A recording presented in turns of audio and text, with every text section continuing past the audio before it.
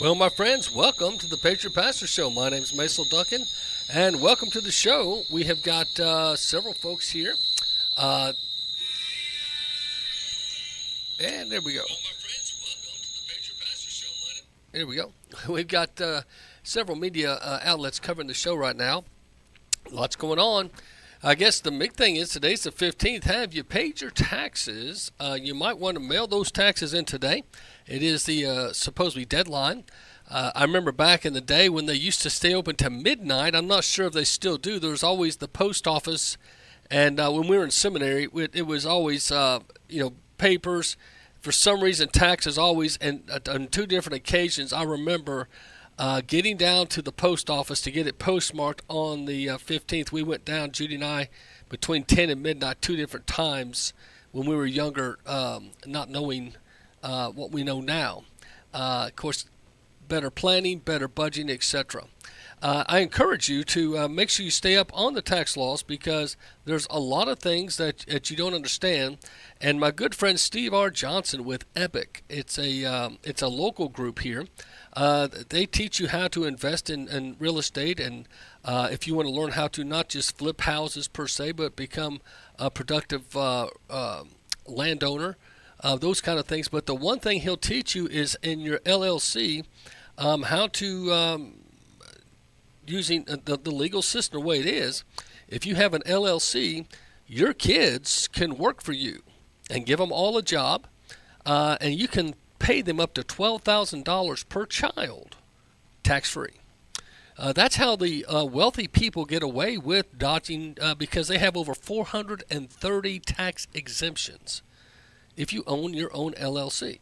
So something for you to consider getting involved in, learn more. But look up Steve R. Johnson, Epic, AEPIC, Epic. And we have a meeting once a month here in Chattanooga at the YMCA on Shallowford. It's 6 to 9 p.m. Come check us out and tell Steve R. Johnson the Patriot Pastor sent you. Now, as we got so many things happening right now in the country, I think a lot of us are rather shocked that this weekend was a shocker. So let's just deal with the obvious right here. Unprecedented attack by Iran against Israel. More than 100 ballistic missiles launched this weekend, along with swarms of drones. Overnight, ABC News confirming at least half of those missiles either failed before or during launch or crashed prior to reaching their targets. So now the question is, what will Israel do? ABC's Alexis Christoforous is tracking the latest from New York. Israel weighing its response to Iran's attack after it launched more than 300 missiles and drones targeting military installations, some streaking right over the Al-Aqsa Mosque compound.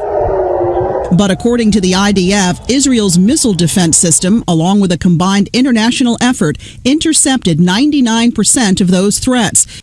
Now, that's interesting. Now, you hear some reports saying it was the American defense system that intercepted and 95%, but you're hearing on this broadcast, it was the Israeli defense system. Regardless of the fact, the thing I think is very clear is Joe Biden has said that America will not involve itself in any retaliation against Israel. Now, that's interesting. So we're not going to involve ourselves in any retaliation on Iran, I should say, but we will defend Israel. He goes, our ironclad ally, if you will. So as I take you to One American News, it says Biden won't join counterstrike against Iran.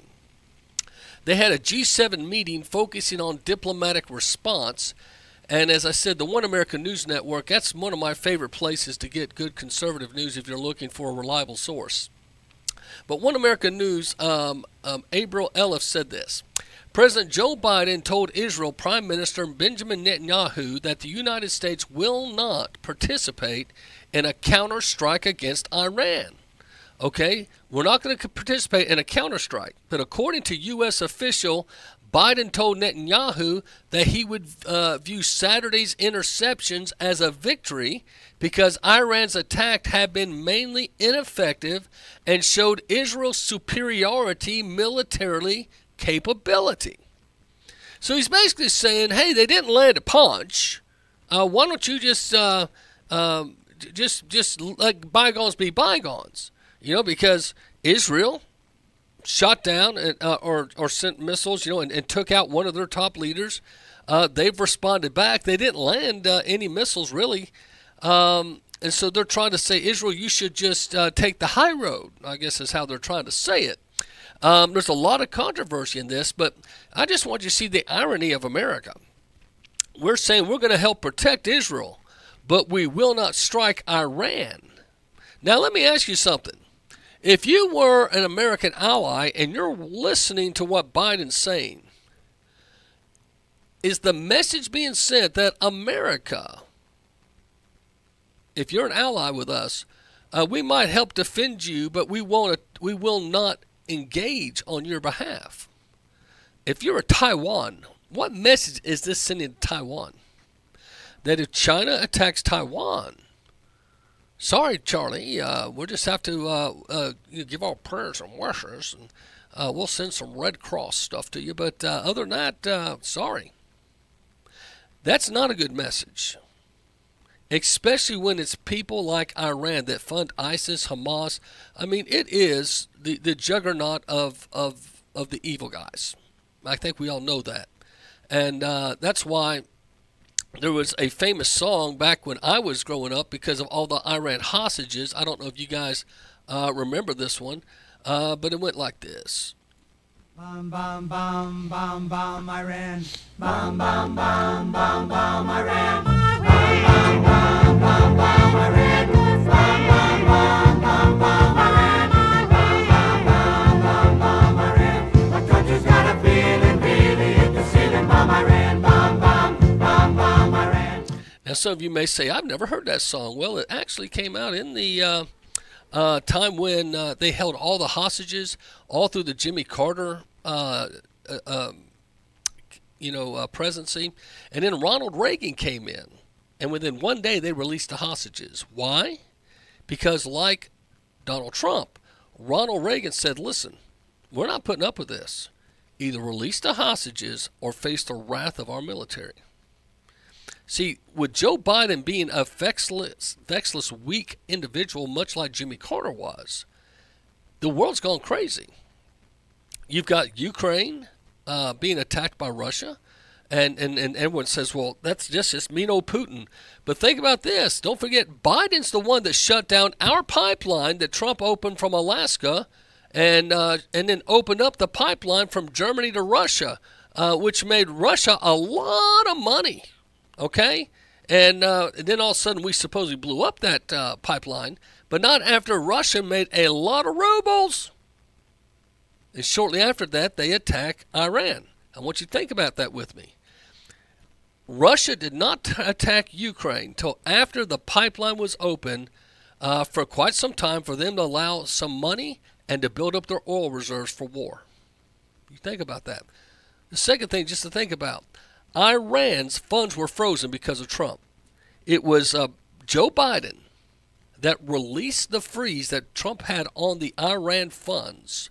And within 6 months, it's actually closer to 4, after the funds were released, we had the October 7th Hamas coming in on hang gliders and machine gunning down innocent Israeli kids at a concert. And then they started the invasion into the Gaza, and etc. You guys know the rest. So you got to see, the money is issue. And under Biden, whether you want to admit it or not, he shut down our pipeline, and he opened up Russia's pipeline. Okay? Savvy? He unfroze Iran's funds. Both of these conflicts are financially due to Joe Biden's vexless, and I would say calculated, attempt to start a World War III. Don't want you guys to think. A lot of opinion out there. And I know we'll not complete everyone's view on it. But anyway, the other thing that made the news is, of course, what Donald Trump's going through. And here's a little ditty for that one.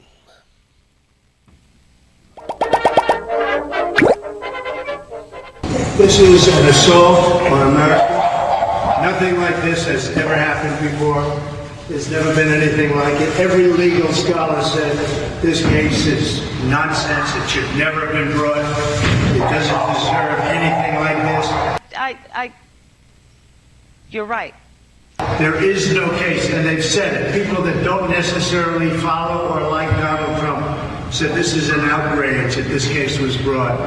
This is political persecution. This is a persecution like never before. Nobody's ever seen anything like it.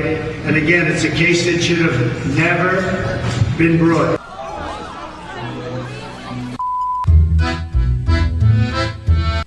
That's true.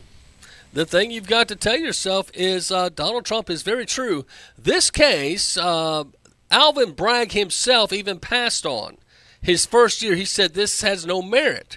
The feds passed on it. It'd been passed on 4 times. They said this is a ridiculous case because, one, the statute of limitations have already passed.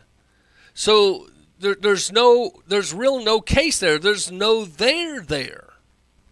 And yet, out of thin air, this is what the Democrats do. They're bringing this against Trump. So Donald Trump, now I've always brought up to you timing. Timing is everything.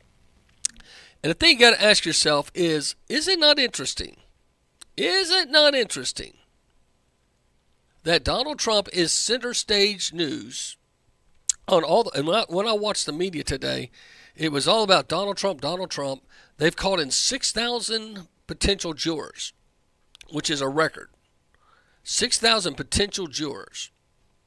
And because, there's only going to be 12 picked, but can you imagine? They've already reached out to 6,000 people because they're expecting huge challenges, and they're going to have not just the 12, but they're going to have backup jurors in case something happens, and they're all going to get sequestered. From day once they're all picked, they're going to be put in some hiding to try to protect them. But until that happens, all the media spin the next 2 to 3 weeks. So they've got this. Is this not the perfect time when the media's in your back pocket like it is for the Democrats and the Democrat allies, which is Iran? Is this not the perfect time? Think about the timing for them to send missiles and go after Israel when they'll know their friends, the media, will clog up the news cycle with Donald Trump. They covered a little bit about the bombing this weekend, but here at first thing Monday morning, it's all about Donald Trump. And this is just interesting. I find it rather surprising how dumb they think the American people are. But anyway, that's just my opinion as you look at that and Donald Trump. Well, the other thing that's in the news, of course, is what's going on tonight, the WNBA draft. Hawkeye fans will officially find out what the future holds for Iowa superstar Caitlin Clark as she gets ready to hear her name called early in tonight's WNBA draft. And we all know this day would come. It's hard to say goodbye, but easy to celebrate all that she's accomplished up to this point. KCCI's Alyssa Gomez joins us in the studio this morning. Alyssa, she's a shoo-in for that first-round pick tonight. Eric, Alex, she certainly is. Caitlin Clark has had a record-breaking college career. Fans are already itching to see her back on the court, and the Indiana Fever are already anticipating her arrival.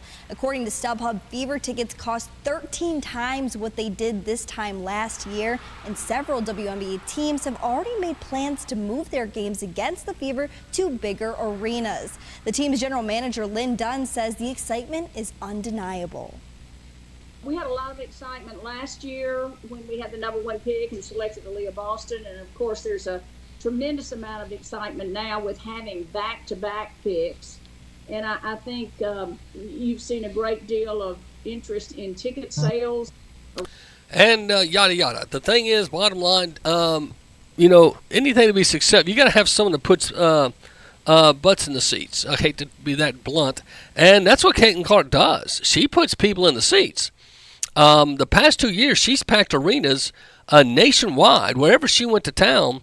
And mid-season, when she packed the Chicago Dome, they said that had never been done for women's sports. She packed the arena there in Chicago. And the ticket prices they were giving at that time were over $300 average price per person, which was an all-time high then. Well, then this year in the women's NCAA tournament, the women's tickets were higher priced than the men's tickets for the first time ever. and the women's viewing was higher than the men's, first time ever.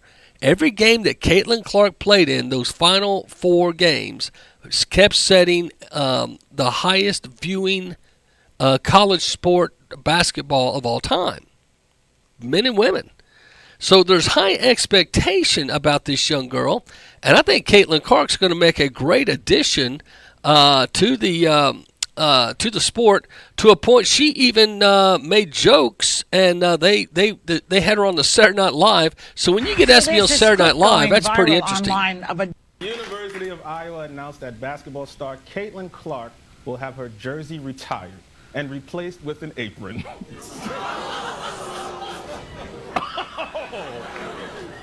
Well, the WNBA draft is this Monday, and Iowa star Caitlin Clark is expected to be the #1 pick. Here to comment is Caitlin Clark.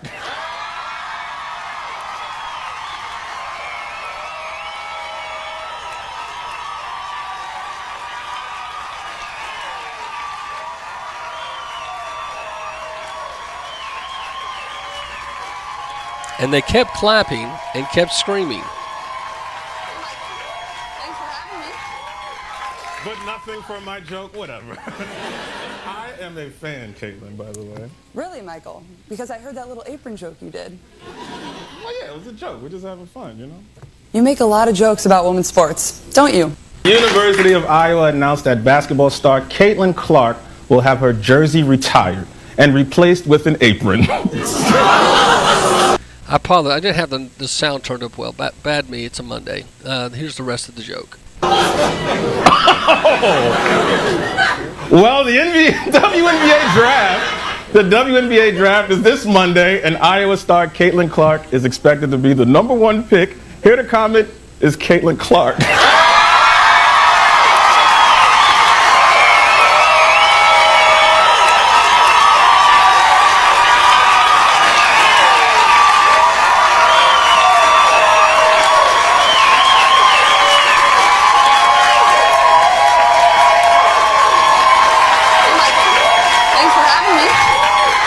But nothing for my joke, whatever. I am a fan, Caitlin, by the way. Really, Michael? Because I heard that little apron joke you did. Oh, yeah, it was a joke. We're just having fun, you know?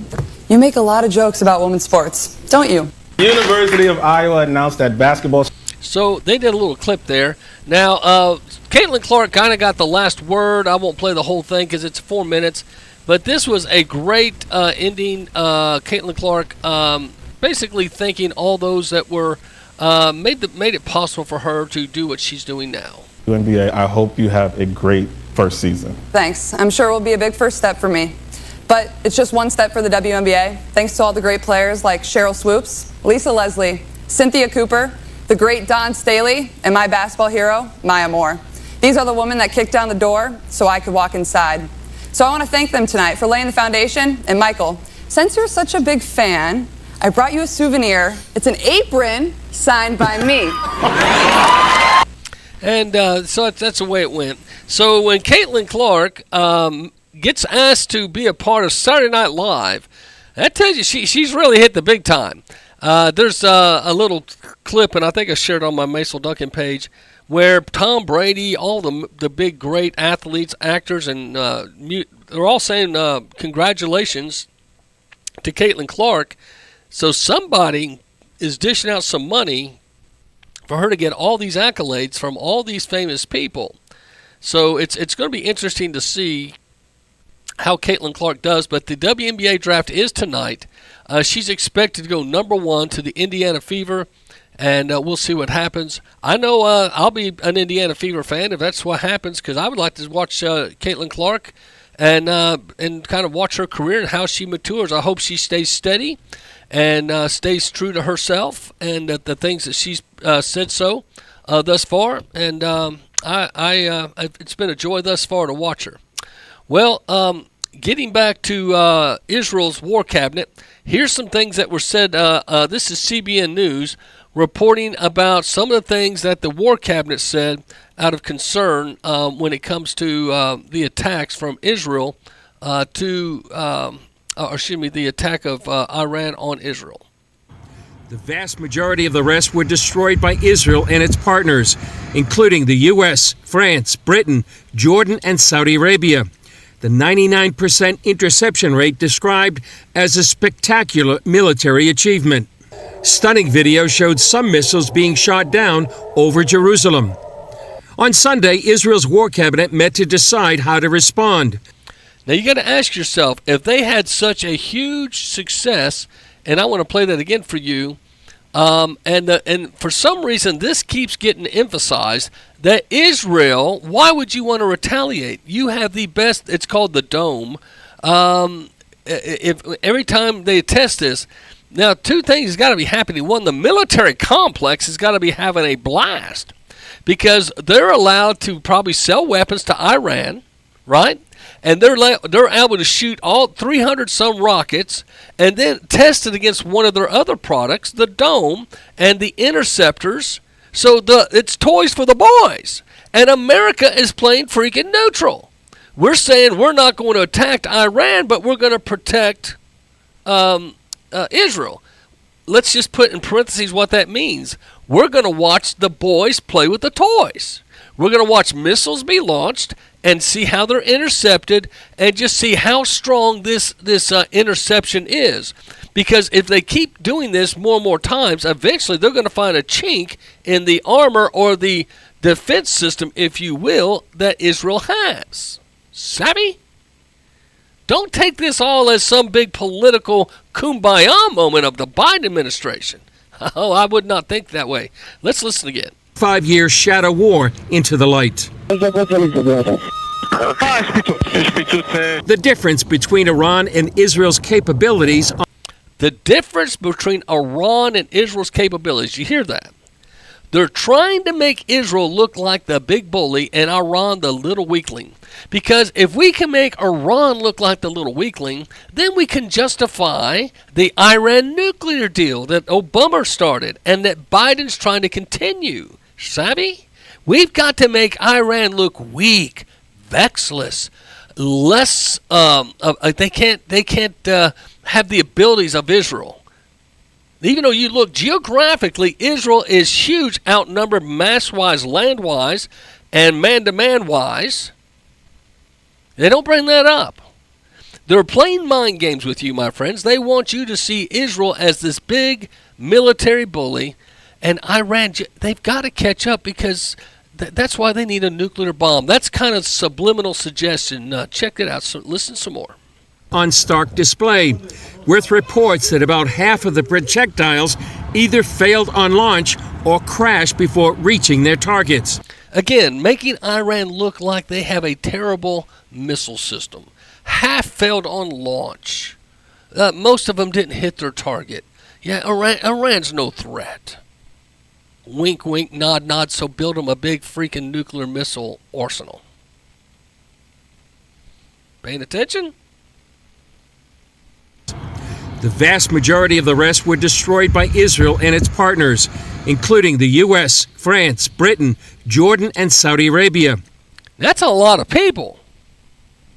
France, Britain, Georgia, and Saudi Arabia. Okay? That's a lot of people getting sucked into this. The 99% interception rate described as a spectacular military achievement.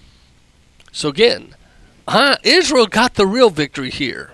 Iran shot all these missiles, hundreds of missiles, but half of them didn't even launch. 99% were intercepted.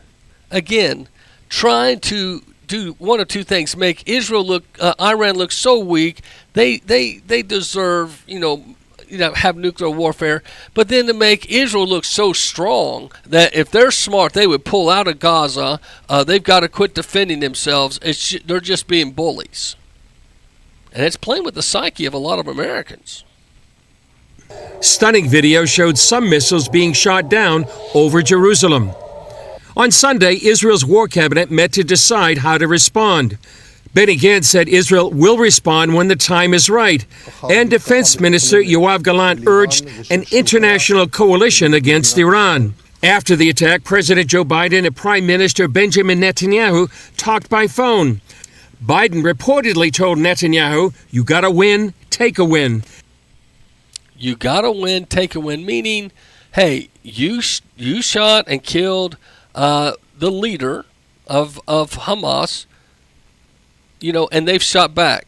Biden's forgetting it was Hamas that attacked on October 7th and has also kept hundreds of folks still and hostages. They raped, pillaged, and murdered. It's not even Stephen, sir! And urged him to carefully think through the consequences of any retaliation. He also said the U.S. won't participate in any strike against Iran. So he's basically saying, Netanyahu, if you go after Iran, we can't help you. We'll help defend you, but we're not going to help strike Iran. Again, is that a message for, hey, let's see what kind of, let's poke the bear. Let's see if Israel's got anything in their secret arsenal that we can expose, because once they launch it or expose it, etc., then we'll know how to build one just like it or defend against it. A lot of cat and mouse going on right now. Hope you can see that. So that's the interesting thing. I think a lot of folks, but the approval of Biden is dropping in the polls. Now, this is CBS News. Ongoing criticism of President Biden by members of his own party in many cases. How do Americans feel about how the Biden administration is handling this, and what do they want to see the administration do in terms of assisting Israel? Well, that's exactly right, and I'll break that down for you. This is Biden's approval of handling the Israel-Hamas conflict. Okay, so at first, October 23rd, he was at 44%. October, just a few days later, in December, he was at 39%. Then in January, he was at 39% still. Then in February, it dropped a little bit to 38%, but now he's down to 33%. So from 44% to 33%, he has dropped 11 points in approval rating when it comes to dealing with the Hamas-Israel war. But here's the brainwash kicker. Listen, this is CBS now. This is lip-lock liberal news, I understand. And they're spinning the brainwash narrative to you that Israel's the bully, Palestine, Iran, they're just so vexed. They're such simplistic, inferior opponents, which is not true. Okay? But here is, listen to the little, they're going to slide in that Israel just needs to pack up and go home. Check this out. And what you see here is this downward movement, right? Yes. She's down to 33%. That's the lowest since we've been measuring that. Now, you mentioned from within his own party. That's really important. His own party, the lip-lock liberal Democrats. Listen to them. Because there's a couple of things going on here, Anne-Marie. One is the thing you mentioned at the top, which is this increase in people saying they want him to call on Israel to decrease or stop military action. And they want Israel to decrease or stop military action. Now I ask you something. If someone broke into your house, raped your wife and children, maybe took your newborn and put it in a baking canister, poured some sauce on it like a turkey, and stuck it in the oven and baked that child alive. And then after they did that, they raped your wife, raped your kids. Then, as the man of the house, you watched them execute your wife and your children. The last thing you ever saw, and then they executed you. That's Hamas. That's Iran. But mean old Israel, how dare they defend themselves when the women and the children were abused to that level? You don't hear that kind of treatment from Israeli soldiers towards them. So you need to understand something. Hamas, they're not winning with bombs and bullets, and they know that. They're winning the propaganda war. They're winning because they have a partner in the elite media, the CBS, the ABCs, Of course, the MSNBC. That's lip lock liberal paradise now. They took over the throne from CNN, and even Fox News at times is rather disgusting. So as you have these folks continually massage the brains of Americans, bad Israel. And again, just here, Israel was attacked, and somehow they're the bad guys. They should just take one for the team, take the high road, don't do anything. That's according to what Biden said. I don't think that's going to fly long. I really don't. And Israel, it says in the Bible, at one point, everyone's going to turn on them. And I think that's going to be something very obvious. So when it does, I think a lot of folks are going to understand. Now, Iran regime must be stopped, Israel officials said. This is Fox News this morning. See what you think.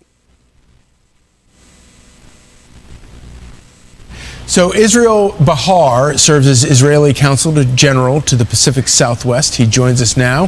Thank you for being with us, Israel. So good morning.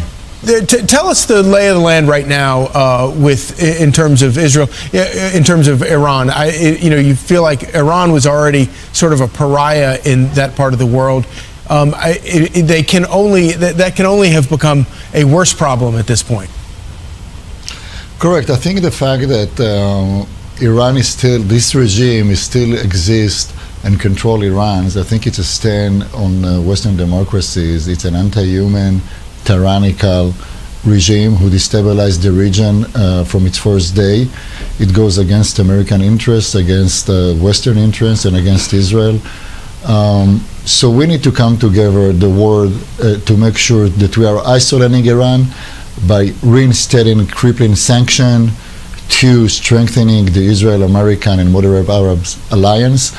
And third, it's about time that we are going to name the Revolutionary Guard of Iran as a terrorist organization. That's what we need to do, all of us together right now. And it's time about to stop the hypocrisy on the world stage, which is dealing with Iran on a democratic level or in any conversation with them. I think this regime must be toppled, and sooner is better. Israel, when Hamas attacked, we as America, we supported Israel. And when Iran attacks, we are not. Biden told your prime minister that the U.S. will not support an Israeli counterattack. What are your feelings about that? First of all, we are grateful for the American support and to the American people, the American army, and also to the administration that support us in a defense mechanism that we created in the region with them. About the attack, we, the Israeli, believe that if we need to attack, we need to do it by ourselves, and we never ask any other country to do it for us. But what we do need is the diplomatic international clout, and definitely America has the power to give us this kind of a clout. In the end of the day, it's not about personal matters in the international diplomatic world. It's about understanding the reality. It's about understanding where we are on the world stage. And the world needs to understand and decide whether it wants to go with a Chamberlain approach or with the Churchillian decision what to do against Iran. So Israel is going to do what we need to do in the end of the day, and we're going to decide the time and the scope that we're going to retaliate against Iran. That needs to be seen. But we do appreciate the help that the American people support us on this endeavor. So that's what we're hearing from, this gentleman, and he thinks the Iranian regime must be toppled. Now, if you guys remember, it was George Bush back when he gave his address January 29th back in 2000 or something. He said the axis of evil, and he listed Iran and North Korea as two of the axis of evil, and talked about they need to be stopped.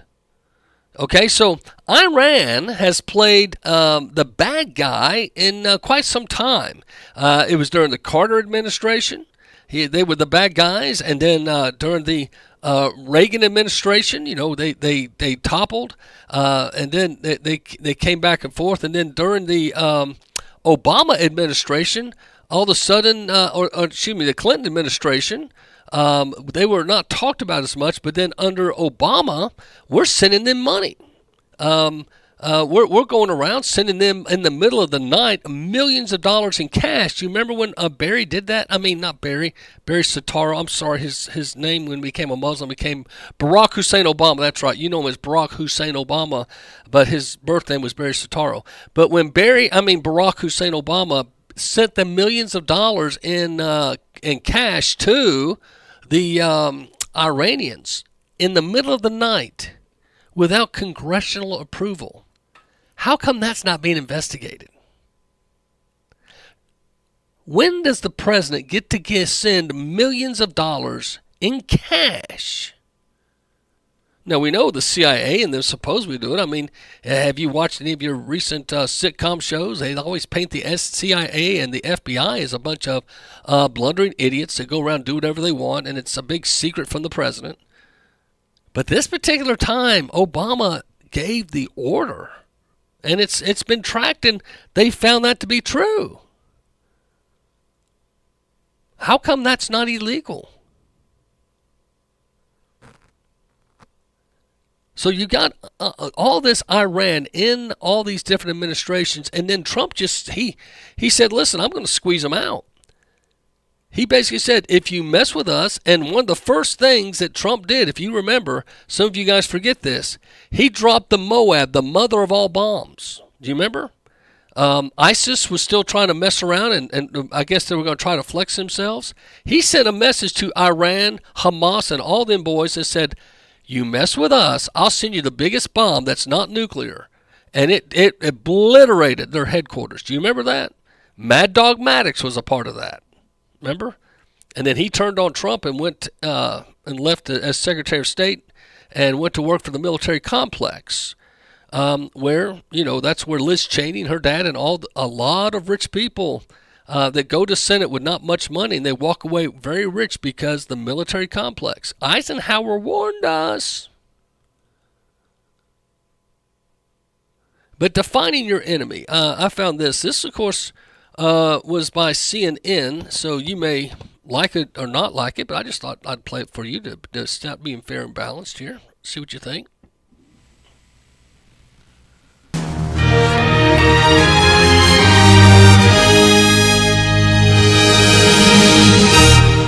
In the aftermath of the terrorist attack on September 11th, when President Bush went before the Congress in 2002, he defined the axis of evil, meaning Iran, Iraq, and North Korea. States like these and their terrorist allies. Fine job, actually, of representing that fact. But the axis of evil, I don't know where you guys believe on this. Now, we realize now, hindsight's 2020, when you look back, you see how the Obamas, the Clintons, and the Bushes, they're like a uniparty. They're like, they come together. So as you notice, if you look real close at their policies, they have a lot of similarities.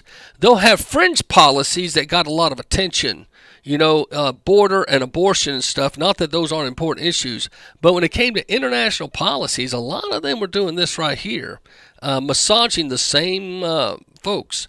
The other interesting name that came up all the time over the years, Iran being the bad guys, they painted Ukraine as the victims, and Ukraine being the weak ones, and that we had to go in and overthrow their government and all those things. And Victoria Nuland, she picked their 10 cabinet. I don't know if you knew that, as we were doing that involved. And now Victoria Nuland's made her way back into Biden's cabinet. That's one wicked woman. But as you guys do your research and start finding out about these things, the thing you're going to find out is it's by just trying to pay attention, it's some of the same old countries, the same. They just changed names, a little bit of the leaders, maybe some party names. It used to be ISIS, ISIL, Hamas. They're just the thugs of Iran. Okay? That's all they are. And that's what they want to be. Because somehow they believe in their afterlife, if they die killing people like you and I, somehow that gains them some favor with their Allah God. And that's the interesting thing. So wars and rumors of wars, does that mean we're in the end times? I get this asked a lot. Macil, Are we in the end times biblically? What's your thoughts on this? And the 700 Club had a good talk on this. Are we at the end times? And what about the red heifer? You know, there's a lot of talk about the red heifers now being brought into Israel. Because, you know, the prophecy is when they rebuild the temple, they've got to have some unblemished red heifers to open. They originally start the actual sacrifices again. Savvy? Because you understand, Messianic Jews believe that Jesus Christ was the Messiah, therefore the term Messianic Jew. But traditional Jews do not believe Jesus was the Savior. So therefore, they're going to want to reenact the old Passovers, the old celebrations, and the sacrificing of animals for their atonement and for their forgiveness of their sin. Savvy? So when that happens and they rebuild the temple, the interesting thing is they're going to start that process, and then the Antichrist is going to come in. And folks are going to say, whoa, here's a dude that can unite the world. But after he's there for 7 years. Isn't it interesting? That's almost 2 terms of a president. Makes you wonder if America will be involved in the Antichrist. And it wouldn't shock me. Because because there's no mention of a free country in the Revelation. So there's a good chance America will capitulate to the one world government, possibly even become the author of the one world government, and just depending. I'm just throwing out there a spiffball there because we don't know. But here's the deal. After 3.5 years, the Antichrist is going to walk into that temple where the red heifer and all them, he's going to declare that he's God. And they don't need to sacrifice anymore. They need to worship him. That's where it's going to be interesting. Now, you've got folks saying, hey, man, so when does the rapture happen? And I know there's 4 views. You know, there's the premillennialist. They believe that you're going to be raptured before the tribulation, the 7-year tribulation.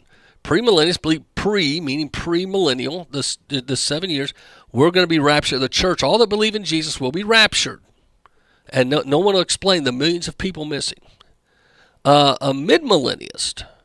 Now, they believe that the rapture will happen in the middle at 3.5 years when the Antichrist enters into the synagogue and proclaims himself to be God and worshipped. That's when all Christians will be raptured out. Okay, you got your premillennialist, and that's your midmillennialist halfway through. Then you have your postmillennialist. They believe that that Christians will go through the whole 7-year tribulation. And at the end, the church will be raptured out before the wrath of God. So you got your premillennialist before the 7 years, your midmillennialist, that's right there in the middle, 3.5 years, and your postmillennialist that believes the church will be raptured out at the end. Now, I happen to be a panmillennialist. I don't know if you've heard of this term. A panmillennialist believes it's all going to pan out in the end because the Bible says no one will know the day or the hour, so quit trying to figure it out.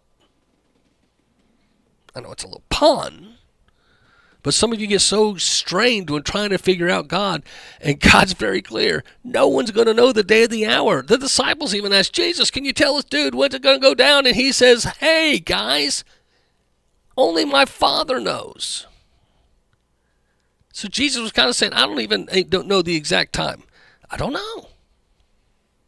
So, here's the 700 Club. See what you think about their spin on all this. Pretty good wisdom here. Real. Recently, a well-known Christian politician who publicly opposed the terror group was murdered. Well, now the Christian community is more worried than ever about their safety. George Thomas brings us the story. A Syrian gang is believed to have kidnapped and murdered Pascal Sleiman, a strong believer and senior member of the Christian Lebanese Forces Party. The army intelligence are currently working with the Red Cross to recover his body from Syria. Experts here see it as a political assassination linked to Hezbollah, meant to frighten the Christian community and whoever else opposes the group's fight against Israel. Hezbollah leader Hassan Nasrallah took to the airwaves shortly after the government announced Sleiman's murder, accusing Christians of stirring up chaos. So they did intentionally take a Christian and it looks like it was a planned murder because then you have the leader in Iran come up and make reference to it. And so some people say, hey, this sounds like the end of times where they're going to make martyrdom of Christians something to be a trigger point. And there'll be copycat crimes. Believe me, Christian, the time will come when proclaiming to be Christian, just like in the World War II, for Jews to claim to be Jews, they were put in concentration camps, etc. It happens right now in China. You know, the underground church of China has grown, but there's parts of the world when you say that you are a Christian, it's not like you're elevated. You are executed, put in prison camps, or are treated very unkindly. And it's bleeding over into America. One of the, and I'll try to play the clip earlier, FBI was scolded by one of the senator or congressmen that's saying that in your FISA warrants, you guys were literally targeting Christians as a terrorist group. And Christopher Wray had no response. He didn't try to refute and say, oh, that's not true. Yes. Did you know that if you bought a Bible or Christian products at Christmas time, those items on Amazon and online were flagged to the FBI? You were monitored. You just might be a radical for ordering a copy of the Word of God. Interesting, is it not? Well, what's this stuff about the red heifer? This was an interesting report. See what you think. Heifers in Israel, a sign of the end of the world? Hi, J. Micah Hancock for All Israel News. Today, I'm here in Shiloh, in the Samaria region, for a very specific reason. Red heifers. Yes, just when you thought the Middle East couldn't get any more complicated, it turns out a bunch of red cows from Texas could potentially lead to the construction of the third temple in Jerusalem. Now, this has been covered by many folks, but this video was just dropped 3 days ago, so it's got some updates that you may not have heard, so listen closely. Yes, just when you thought the Middle East couldn't get any more complicated, it turns out a bunch of red cows from Texas could potentially lead to the construction of the third temple in Jerusalem. Does that sound strange? Well, maybe not as strange as the arrival of the red heifers to Israel being one of the reasons for the October 7th Hamas attacks. But that's exactly what Hamas is claiming. So strap in, because we're about to dive into a world where ancient prophecies and modern geopolitics collide in unexpected ways. Commentators have drawn attention to the red heifers. For example, Hamas spokesman Abu Abada said the Jews bringing red cows to Israel was part of the reason for the Al-Aqsa flood on October 7th. Did you catch that? They're saying because they've read the Bible too, and because the red heifers were purchased and brought to Israel, that's one of the things that triggered their October 7th attack. Interesting. Interesting. According to them, the arrival of the red heifers in Israel is a sign that the Jews will soon try to rebuild their temple.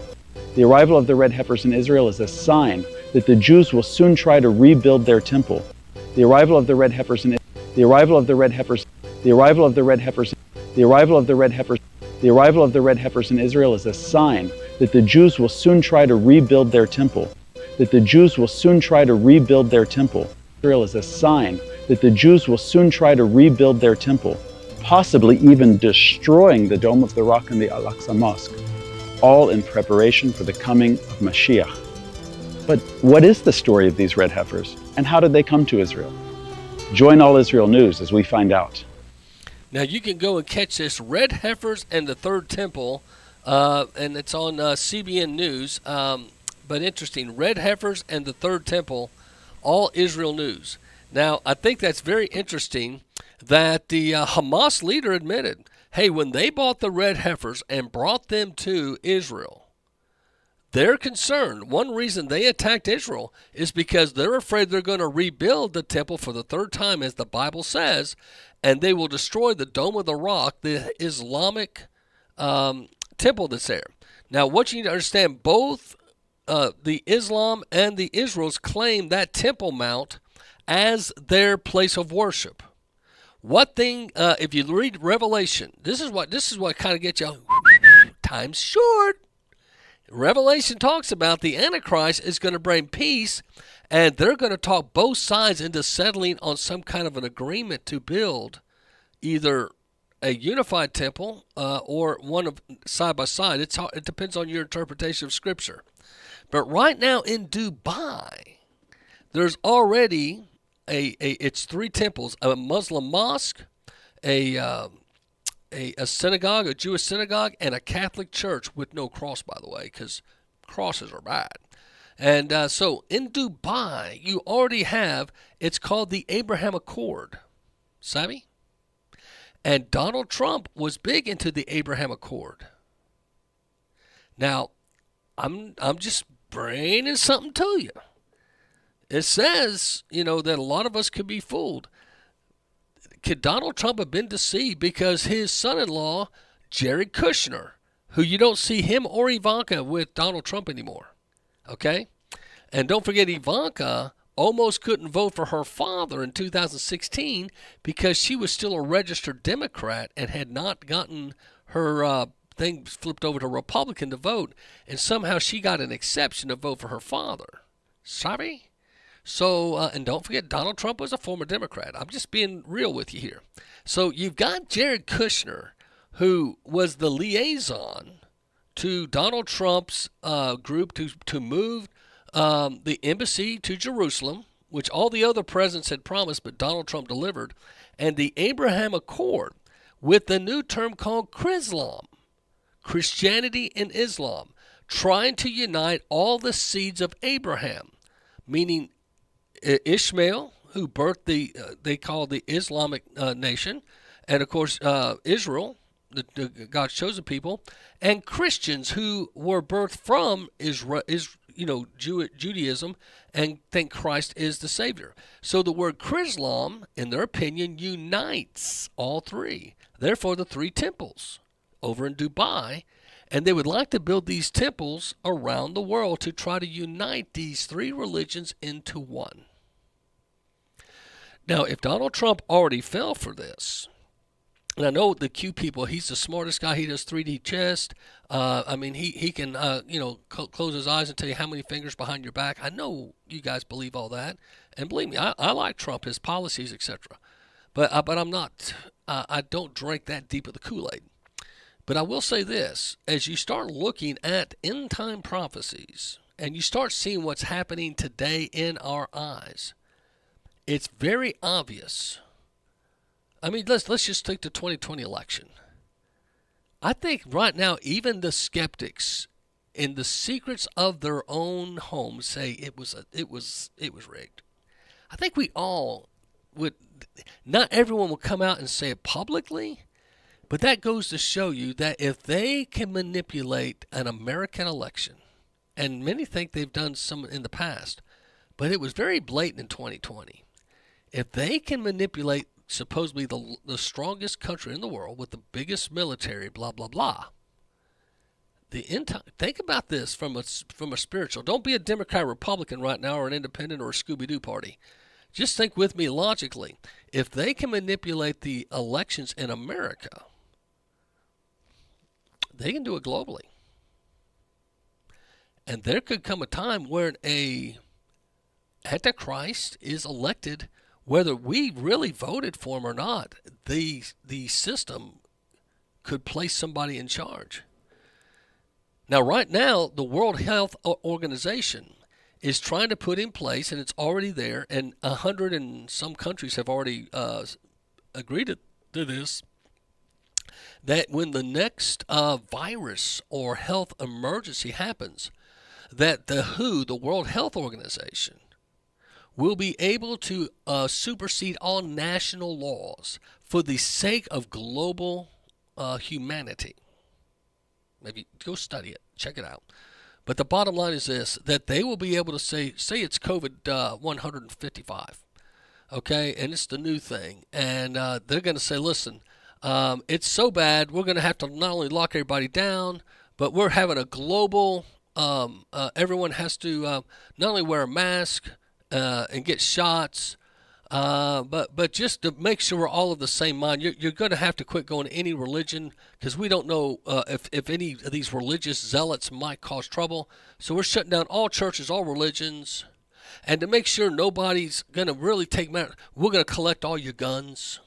You see how they could just, if they can supersede national law with their global law, they could go down a list, because once they have your guns and they have you limited in travel with green energy, you're helpless.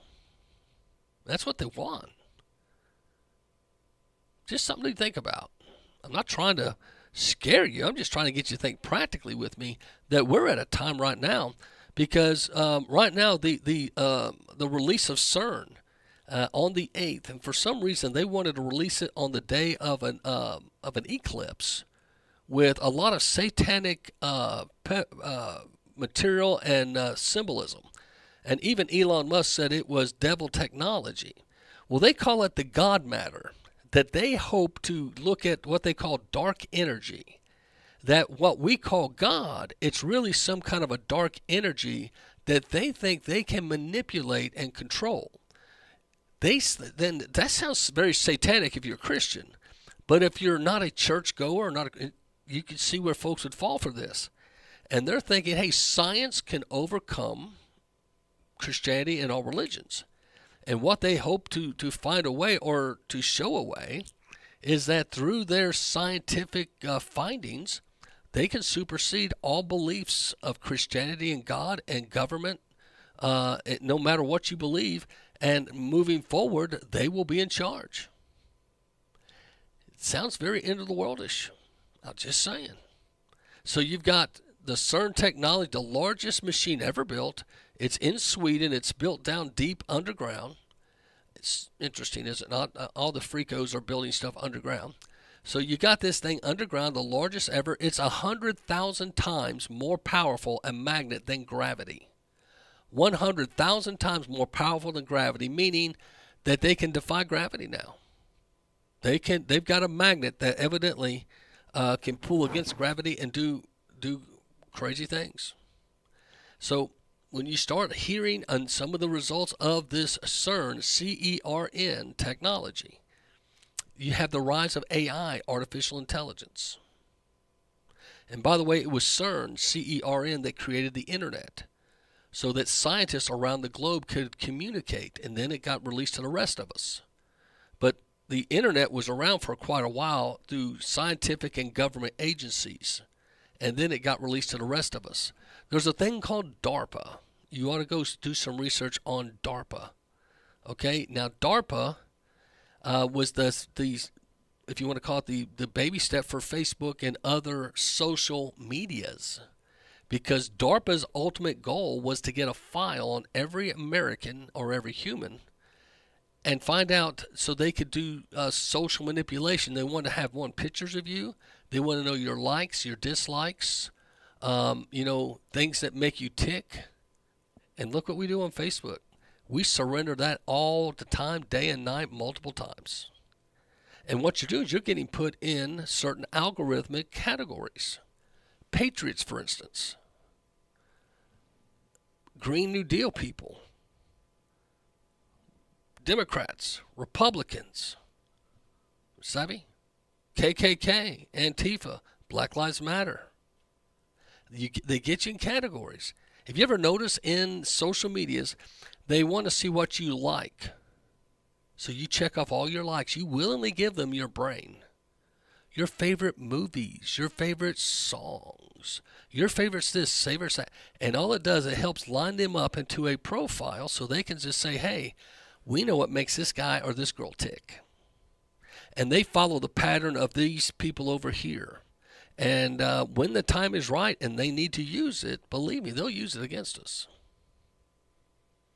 I'm just one of these, because artificial intelligence, the more you're finding out, with them having the ability to know all of our weaknesses and our vulnerabilities and what unites us and divides us, they have our artificial intelligence has no soul, no feelings. I'm just saying, it could play a lot of stuff towards the end of time. Okay, I'm rambling here on some just potential thoughts. Let's hear another news thing here I thought was interesting. See what you think of this one.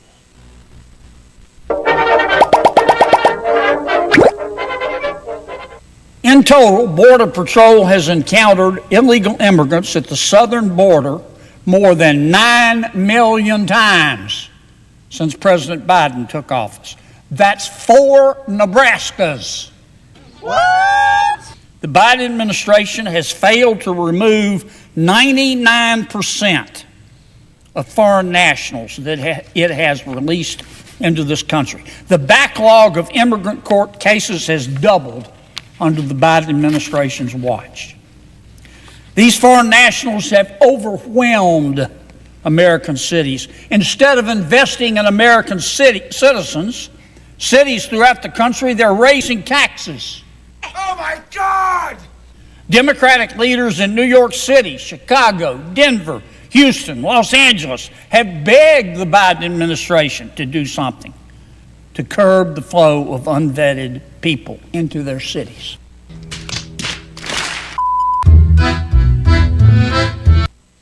So I ask you, my friend, do you find that we have a problem at the border?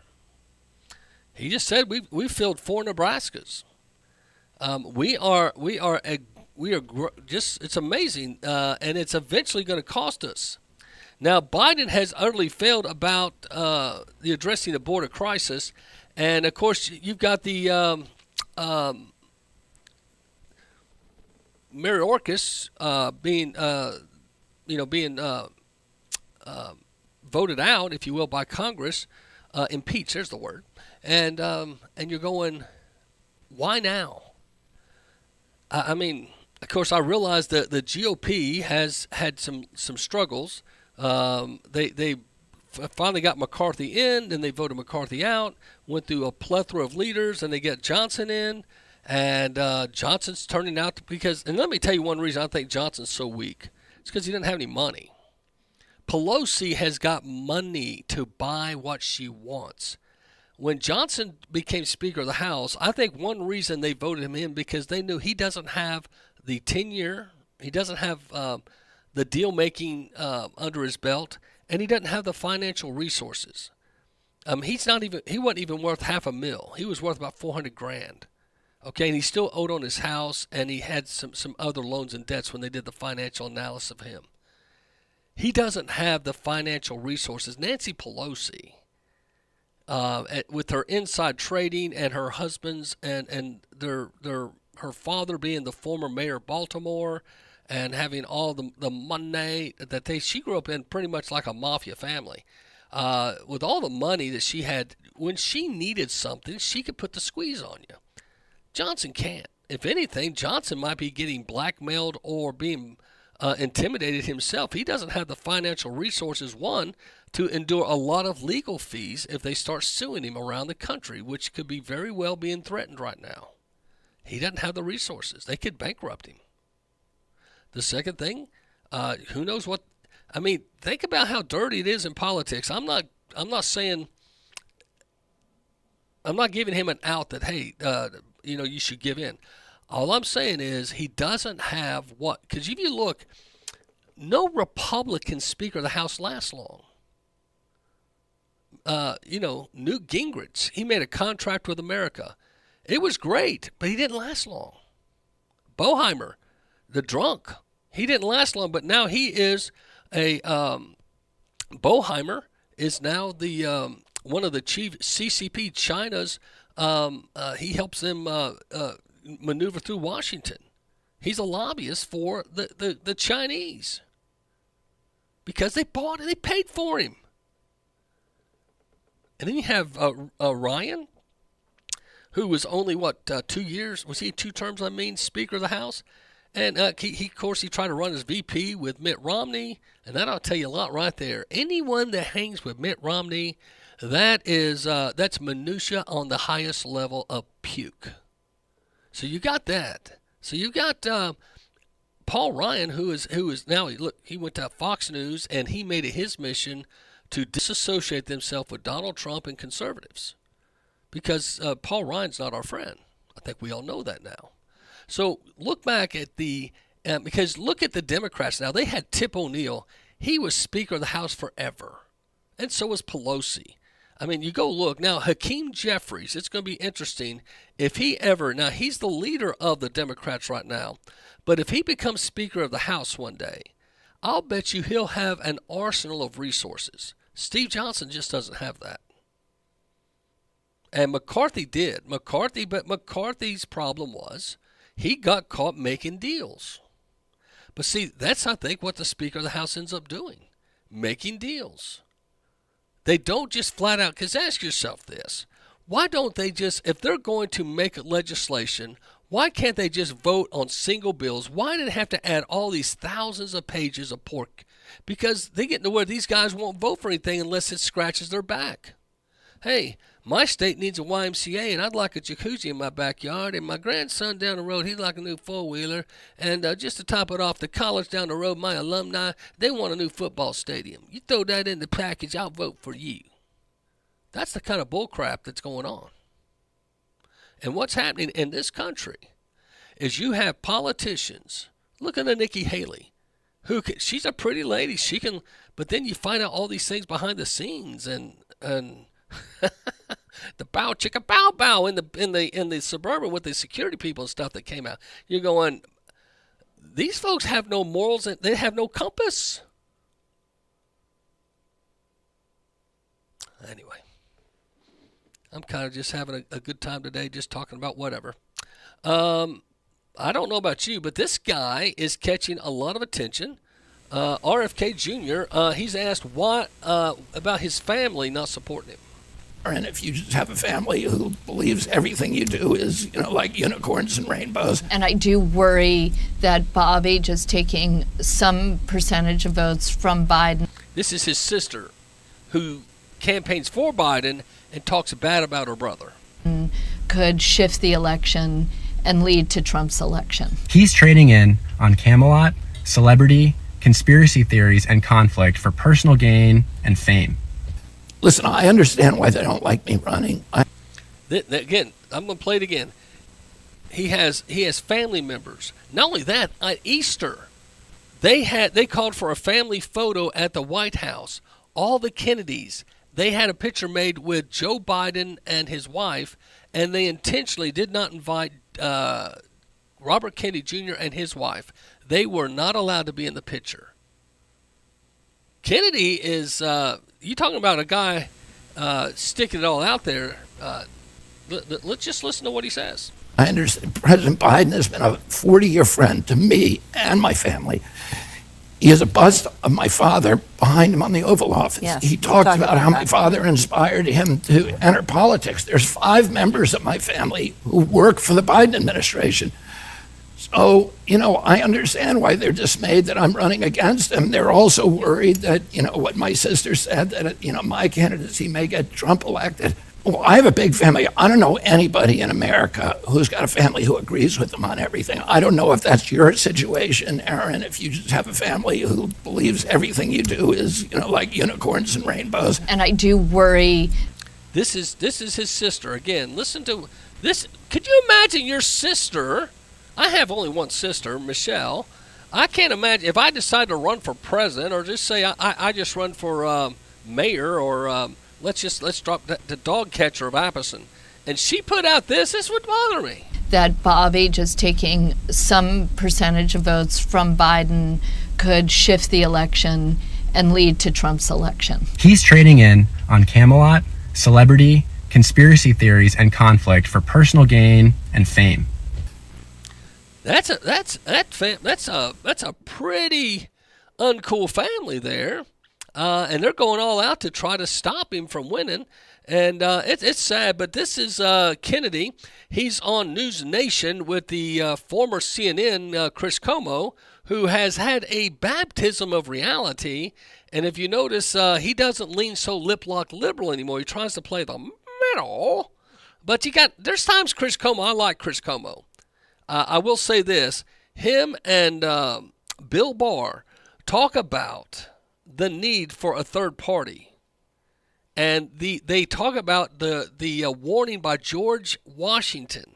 If you read George Washington's farewell address, it used to be required reading in school. Homeschoolers, please get your kids to read George Washington's farewell address. But as he talks, he warns us about becoming slaves to the party leaders and that they'll control you. But here is Chris Como with RF Jr. Honored to speak with you. My question is, we all know that the DNC has engaged in a massive misinformation campaign to malign and marginalize you. It's been picked up by a lot of the mass media. It's only going to get worse. What specifically is your plan to combat that other than continuing to hold rallies? People understand CNN has an agenda, MSNBC has an agenda, Fox News has an agenda, but News Nation plays it pretty much straight up and down the line, and I think the appetite for that among the American people is greater and greater, and I'm getting bigger audiences. You know, I reach a lot of people through podcasts. That's why I'm doing better in this country than either President Biden or President Trump. Among Americans under 45, the people where I'm weakest are the baby boomers. Baby boomers who I should be doing the best with because they remember Camelot, they were around for the Kennedy era, and they loved me when I was the environmental champion. But they don't like me now because those information ecosystems are very defamatory toward me, as you pointed out. I'm winning among independents, which is now the biggest political party. I'm winning among young people, three-way tie among Hispanic voters. I'm doing very well among black voters. My big challenge is reaching those baby boomers. When baby boomers hear me actually speak, when they listen to a podcast, we have a very, very high conversion rate very quickly. So Kennedy, Shanahan, they are gaining ground. Don't know what your thought is on the upcoming presidential election. I will say I would love to see a debate with all three of them. If you can imagine Trump, Kennedy, and Biden. And I would like to see Tucker Carlson, Joe Rogan type moderators, Elon Musk, those kind of mover and shakers that right now are creating most of the free speech that we're hearing across the country right now. Can you imagine if Elon Musk, Tucker Carlson, and Joe Rogan were the moderators? And hey, throw a Rachel Maddow, throw a lip lock liberal to the left. But for so many times, all we see is the Chris Wallaces and the lip lock liberals. And Megyn Kelly, as much as she's tried to redeem herself among the conservative circles, don't forget she went after Trump. And I like Megyn Kelly per se, but I still don't trust her 100%. You just have different ones that have flip-flopped. I'm not a big fan of Hannity anymore like I was. Because he looks like he says whatever. He's clickbait. He's become just like so many others. But I really think Tucker Carlson is probably the most balanced and would be the most fair moderator in the world right now. They ought to really consider bringing him in. And I tell you what would be interesting to bring someone from Sky News, the Australia. I like those people. Can you imagine if they brought in? And I'll tell you someone I like from News Nation is Greg Kelly.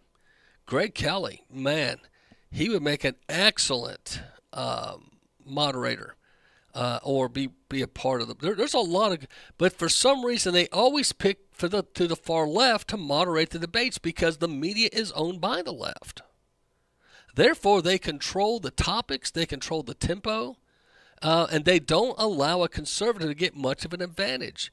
That's why you need a Donald Trump to run, because Donald Trump, for whatever reason, can get in the valley of disadvantage, if you will, when he's outnumbered by the media, he's outnumbered by the questioning, etc. But he still can stand tall.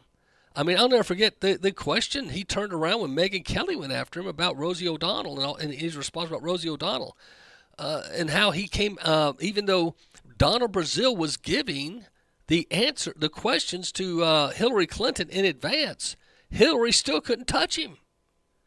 But my point is, Donald Trump, whether you like him or not, he's the one guy they can go against because he has a quick wit. He has a he's like a photographic genius memory. And he's able to hit on the issues. And if you listen to his early interviews back in the 80s and 90s, he's saying the same thing now he said then. So if you do a true deep dive on Donald Trump, you'll see he's not changed. Unlike a lot of politicians that waffle on issues, Donald Trump's not waffled on any major issue. His view on energy, the only thing I think he may have waffled on is on life. I'm not sure. He may have been pro-choice back in the day. That's the one issue. But his issue on economics, his issues on global and on the military, etc., hasn't changed. On the border, hasn't changed. Makes him a very hard candidate to beat. Savvy? Well, the FISA bill is coming up, and it's got a lot of folks interested in what's going on. And I think you find out, well, here is a shock moment when Mike Garcia tells the FBI, "I don't trust you," to his face. This is very interesting, and it was probably very embarrassing for the FBI director. Now, before I play that for you, I'm going to go up here. We have a couple of things on FISA I thought I'd bring to your attention because I think tonight it's at 6:30. Let me see. I'll get the report here. The Gateway Pundit has a report on this. Nope, not that one. Go to this one. That they're going to be voting tonight on a revote. The House votes at 6:30 p.m. tonight, Monday, to kill FISA spying on Americans without warrant. Call your representative today in the number below. And you can go to Gateway Pundit and get that phone number. But on Friday, the House voted 273 to 147 in favor of extending Section 702 FISA, a provision originally enacted in the aftermath of September 11th. You know it as the Patriot Act. It's basically saying they can be freaking peeping Toms. Okay, it gives the government a chance to peep on you and your private lives, your private texts, your private phone calls. The legislation permits U.S. agencies to monitor foreign targets abroad, but has come under scrutiny for its implication and past misuses in surveillance of American citizens. The vote displayed a uniparty alliance, and that's when the uniparties, the Democrat, Republicans, are really one party. With 147 Democrats and 126 Republicans supporting the bill, while 88 Republicans and 59 Democrats opposed it. Now, you think that's good news that there's 59 Democrats that voted no. That's good news, believe it or not. That gives me hope.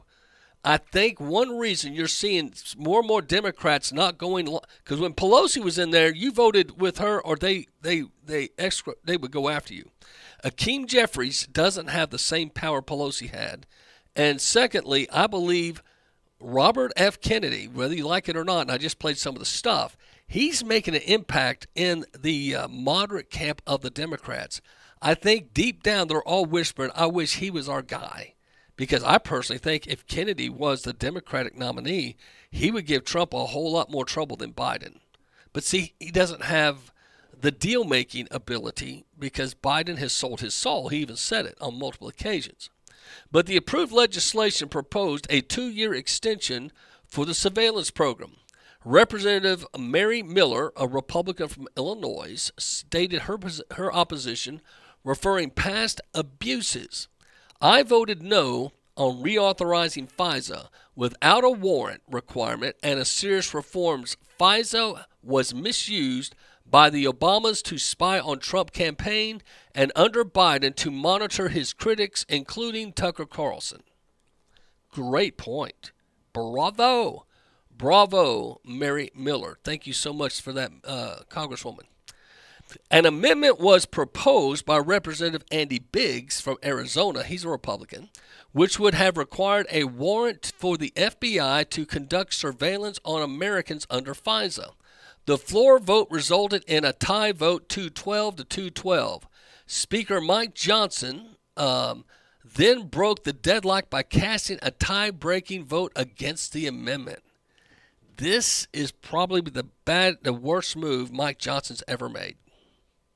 When he broke a tie, leaning to the bad guys, that tells you he's either being blackmailed, bullied, or he's not who he says he was.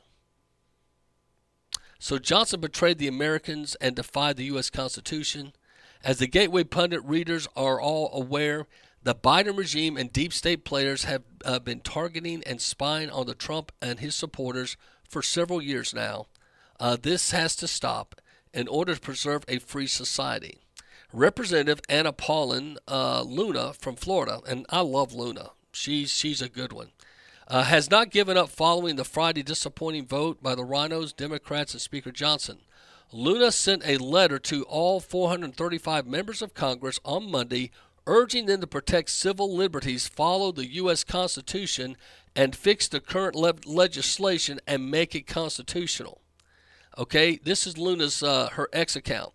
I sent a letter to all 435 of my colleagues asking for them to kill FISA today. We can amend the current form so that it's constitutional. We will be voting at 6:30 p.m. To my colleagues, please join me in protecting our civil liberties. We can fix this. Way to go, Luna. And with that, I'm going to play for you this shocking moment when Mike Garcia tells Christopher Wray, I don't trust you. Against institutions like churches, and the fact that you have held no one against innocent Americans and against institutions like churches, Americans, and against institutions like churches, institutions like churches, institutions like churches, institutions like churches, and institutions like churches, and the fact that you have held no one truly accountable for prior FISA abuses that we have all seen and recognized. I think you yourself have acknowledged that there's been abuses, and because of the fact that as the FBI director that you've stood relatively silent and passive about the biggest national security threat to our nation, that being our very open southern border, as the chairman has been discussing. I give very little credence in either your ability to do this job or, frankly, lead the brave agents below you, and I don't trust you to protect us, and that is a very difficult thing for me to say. It pains me to say that because your job is critically important to the safety of this nation and American lives. And I think because of your inability to lead and also shape the policies in the DOJ and at the White House, we are now in a more precarious position than we were, I would submit, than we were on September 10th of 2001. You yourself say in your written testimony that over the past year, the threats facing our nation have escalated. The breadth of these threats and challenges are as complex as any time in our history, and the consequences of not responding and countering these threats have never been greater. Now, again, that's what Christopher Wray has said. And don't forget, he also warned Congress that on 5 different occasions that we could be having civil unrest on American soil by sleeper cells that have crossed over the southern border. 5 times Christopher Wray has warned Congress. Now, it's interesting that you see that because there's a lot of concern that we have a government group such as CIA, FBI, even the ATF that come across militant towards its own people. Now, here's a story that was a few weeks ago, and it still to this day doesn't make sense. If you remember, a man was killed by ATF agents, okay? And this is his brother says something stinks like hell. The brother of airport director. This guy was a director of an airport in Little Rock. The word is he was about to testify or give evidence of child sex trafficking, and next thing you know, his house is raided, and he's shot in the head. Fox 16 News update. We have new information tonight following yesterday's shootout between a Little Rock airport executive and ATF agents. Tonight, for the first time, the brother of the man who was being served that search warrant is speaking out. Our Katrin Asaph spoke on the phone with Matthew Malinowski, the brother of Clinton National Executive Director Brian Malinowski. He says right now they're in the dark and they want to know what happened yesterday morning. It just doesn't make any sense, the way they did it. One day after this quiet neighborhood in West Little Rock woke to the sound of gunshots, Brian Malinowski's brother, Matthew, is sitting at an attorney's office, thinking of what to do next. I think the next thing is go to the house and take as many pictures as possible of all the damage. Malinowski was the subject of an ATF search warrant early Tuesday morning. The executive director of Clinton National Airport caught in a shootout that left one agent. What was the name of that airport again? Excuse me, what was the name of that airport? The executive director of Clinton National Airport. Executive director of Clinton National Airport. Morning. The executive director of Clinton National Airport. The executive director of Clinton National Airport caught in a shootout that left one agent hospitalized and Brian on life support. Interesting. So somehow they felt the need to storm this guy's house, and again, in an odd hour, the guy wakes up. He thinks someone's broke in, so he's got his gun. And the testimony of his brother is because the wife said he fired a warning shot to say, "I'm armed. You need to leave my house." ATF returns fire and shoots him in the head. Now he fired a warning shot into the floor. He didn't fire at anybody. Interesting. So he worked at the Clinton National Airport. All I'm saying, anything named after the Clintons, it's probably not an honest situation. And this guy was about to turn evidence, is the rumor. It's just like in the Rush shooting. You may have heard that the young lady that was shot by Alec Baldwin, she was doing an expose on child sex trafficking. And all of a sudden she's shot off camera. She wasn't in a scene. It's not like, he was shooting against an actor. He was, Alec was supposed to be in a Western having a gunfight. He wasn't shooting at an actor. He shot off screen at a lady. Why was he pointing a gun off screen, loaded or not, and pretending or intentionally shooting at somebody, and he shot and wounded another person? He didn't shoot one. He shot two people. People, think about this. This ATF guy shot in the head. It's like executions are fine. Dick Cheney, back in the day when he went hunting and some guy pissed him off, he turned around and shot him with his scatter gun. No charges. Rules for thee and not for me.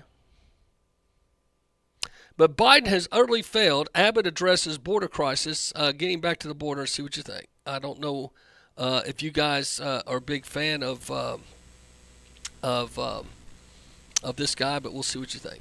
Thanks for inviting us inside the Texas government. Pleasure to have you here. Yeah, immigration. We're going to talk all about it. Look, it's you and the state of Texas, in essence, versus the Biden administration. How does this end, and what does it look like? Well, it ends with a new president. The fact of the matter is, in the history of the United States of America, there's been no president who has abandoned the border, abandoned national security as much as Joe Biden. Now, this is Governor Abbott of Texas, and he has said no president in the history has abandoned the border like Joe Biden. I've got to admit, have we ever seen a guy with such abilities to abandon the border like he has? It's mind blowing when you think about it. And I'll play this again. This is Kennedy explaining about how many have crossed the border. See what you think, and get a pen and paper and write these numbers down.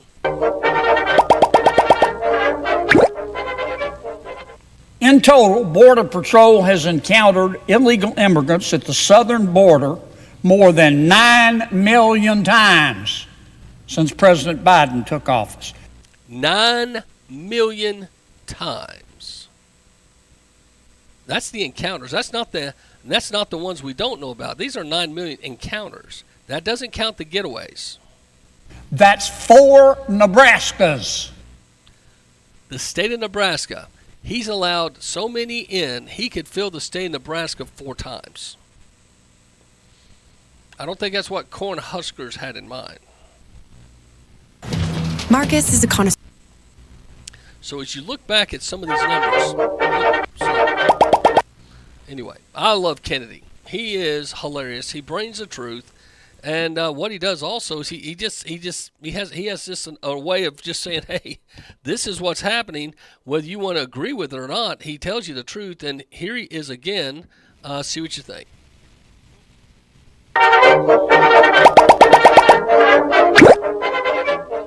My Senate Democratic colleagues are seeking to table, maybe even dismiss, an impeachment by the United States House of Representatives of a sitting cabinet official without holding a full trial. We're not talking here about some snowbro who lives off chicken McNuggets and weed and happens to have an opinion. The United States House of Representatives, elected by all of the American people, spent months investigating our border policy and Secretary Mayorkas' role in it. Yes, definitely. And then they thoughtfully crafted and they passed with a majority vote 2 articles of impeachment. And now my Senate Democratic colleagues want to toss them out in the trash like a week-old tuna salad sandwich.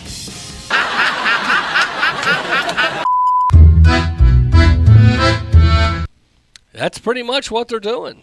Schumer, I think this is where you got to understand Schumer understands if they bring this to a vote, even though more than likely they won't impeach Mayorkas, just like Clinton and Trump were impeached by the House, the Senate did not comply.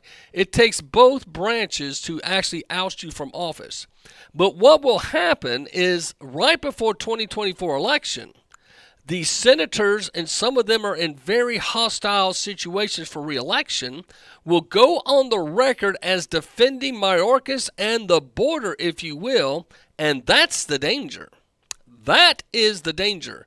They're not worried about Mayorkas being ousted. They're worried about them being publicly held accountable by an electoral system that they vote in favor of someone that's kept the border open wide.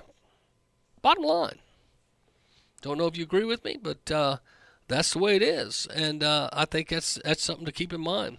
For those of you that just joined, you probably already know this, but Israel was attacked this weekend. Precedented attack by Iran against Israel. More than 100 ballistic missiles launched this weekend, along with swarms of drones. Overnight, ABC News confirming at least half of those missiles either failed before or during launch or crashed prior to reaching their targets. Yeah, they're trying to spin it off like, hey, Israel was attacked, but it really was a failure. Iran they're just not as big and powerful as Israel. That's why if they build a nuclear warhead, wink, wink, it's okay. Because, the nuclear warhead agreement with Iran ends in 2025. Whatever little limitations we have, come 2026, they can go full board on an arsenal. Now, the interesting thing is, if Donald Trump is elected president in 2024, okay, he wouldn't take office till 2025. I've told you before, Donald Trump would have 2 years because I believe if he wins, he'll bring a red wave. They'll take the House and the Senate. So there's a good chance in 2024, so the year 2025 and 2026, Donald Trump would have a majority in the House and Senate. They can do a lot of things. They can clean up the border. They can do the deportation. They can do something, drill, baby, drill. They can do a lot of those things they've promised. But the other thing he can do, because he'll have the majority in both parties, both houses, he can once again defund all these crazy radical groups and freeze their funding before they're able to launch their nuclear capabilities. Savvy? My concern is Donald Trump's midterm. If he gets in this second term in 2026, therefore his last 2 years of 2027 and 2028, he may find himself a lame dunk president, meaning he'll lose either the House or the Senate because it's very rare that I don't know. I'm bringing up things that some of you may not have thought of, but that's who I am. That's what I do. I enjoy this, so that's Some of you think, wow, a preacher that thinks strategic political outcomes. It's not as uncommon as you might think. But anyway, moving ahead here. Got a couple other things I thought you might find interesting. As we talked about the Pfizer, it's going to be voted on today at 6:30 p.m. And you need to contact your congressman if you haven't yet, and tell them if you're in favor of them spying on you or not. But if you don't like them spying, you need to let them know. But Trump-hating former acting FBI director Andrew McCabe finally comes clean. Years after lying, he finally admits Carter Page's FISA application to spy on Trump was wrong and a mistake. Well, shabam bam, thank you, ma'am. All this time of Russia, they've lost the zippity doodah, and you wonder why would McCabe all of a sudden cave? Trump-hating former acting FBI director Andrew McCabe joined CNN's Jim Acosta on Wednesday to defend FISA's secret spying on American citizens. McCabe finally admitted that the Carter Page FISA application used by the deep state to spy on Trump and his administration in an attempt to bring him down was a mistake. I don't know about you, but it's beginning to look a lot like Christmas. I can't imagine what made Andrew McCabe do that. He doesn't make a move without being told what to do. So it's either it possibly, which I think it is nothing but a sympathy tactic, so that the Congress will say, well, listen, McCabe, and they made some mistakes. We all make mistakes. But let's go ahead and keep the FISA, because it does more good than bad. No, you guys are a bunch of sneaking little peeping toms is what you are. Never forget Christopher Wray and his FBI illegally used FISA to spy on Americans 278,000 times without a warrant. 278,000 times. That's a little over 250,000 times without a warrant, including Trump, January 6 families, and the Trump donors. See, the problem is it's not divided out. They're very leaning against going after the right and the conservative movement and Christianity. So the final vote will be tonight about Pfizer, but I just think that's something for you to keep in mind. If you're calling go to the Gateway Pundit, and it says, never forget Christopher Wray's FBI illegally used FISA to spy on Americans 278,000 times without a warrant. And I think that's something that should be, the drum should be beat loud and often, because they really need to know that. Now, the real reason D.C. politicians never leave office, this is in the Blaze Media, Glenn Beck. I think excellent job, Mr. Glenn. The world is in a constant state of change. I agree. Unless you're an ancient politician who never wants to leave their powerful spot in Congress, James Pelosi reveals why these politicians never leave in the newest Blaze original documentary, Bought and Paid For: How Politicians Get Filthy Rich. Well, I think we all know they get filthy rich. Learning how they do it is something we all would like to know. We hear the rumors and we see some different things, but this is what it's all about. It's a system that's ripe for abuse. Polouse tells Glenn Beck. In the documentary, Polouse interviews George Santos, who gives him an inside scoop that proves just that. Now, I'm thinking, I want to go sign into Abigail Spanberg's bill on individual stock trading. I was told that if I signed, co-sponsored the bill and made too much volume flare over it, that I wouldn't be seated. So I shut up, Santos tells Polouse. Santos telling the truth. Santos reveals that it was staff from the majority leadership, if you will, who told him this. The threats that fly around are just absolutely insane, he adds. This explains why Johnson because he doesn't have any money. He doesn't have the protection. He doesn't have the aura of intimidation that Pelosi and them had. Matt Gaetz also sat down with Pelosi, and he explained that the Appropriations Committee can view almost any vector of government funding. He then pointed out that Representative John Rutherford on the Ethics Committee and the Appropriations Committee. 152 stock trades, Gaetz says, noting that Rutherford bought Raytheon stock the same day that Russia invaded the Ukraine. That's a little coinky-dinky. Can I repeat that? 152 stock trades, Gaetz told, noting that Rutherford bought Raytheon stock the same day that Russia invaded the Ukraine. Imagine if every American could make money off a war. Let me go back to bigger point, James. The Glenn responds asking, what does this say about why these people are hanging out so long in Congress and why they never seem to retire? I mean, Dianne Feinstein. You think, man, the chick was in the mid 80s, if not late. Why not go and go do something? Why did she want to stay in power in the Senate? She was the longest lasting senator to date because she had a dual citizenship with China, and she had deals. Her driver, do you remember? Her chauffeur driver for 20 years was finally arrested as a Chinese spy. But she did not know a thing. For 20 years? Come on! Imagine if every American could make money off a war. That's a strong statement, he adds.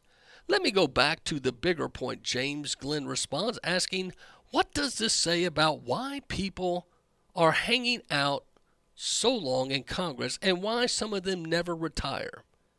It's a system, Pelosi explains. That really works as designed in the sense it's designed to keep people hanging around, taking advantage of what they can in whatever way they can for as long as they can. So it's a little. You can go to the Blaze Media and watch. It's a production, and it's rather interesting. But have you ever thought about that? Why do they stay in office so long? I mean, why not get out? Why not? I mean, now here's the thing that you've got to address. If you're going to just put the whole bottle of wax out there, if we go to term limits, and I want term limits so they don't stay forever. Okay, here's the thing that needs to happen if you do that. We only pay you when you're in office, because here's the problem. See, the plus to having them in office forever and ever and ever means you're not paying all these people. Let's just take the state of Tennessee. Let's say every congressman in the state of Tennessee could only serve 3 terms. Okay? Every 3 terms, you have to replace them. But the problem is right now, we pay Congress people and senators till they die. You savvy? So when you're giving raises to congressmen and senators, the people that are retired get raises as well.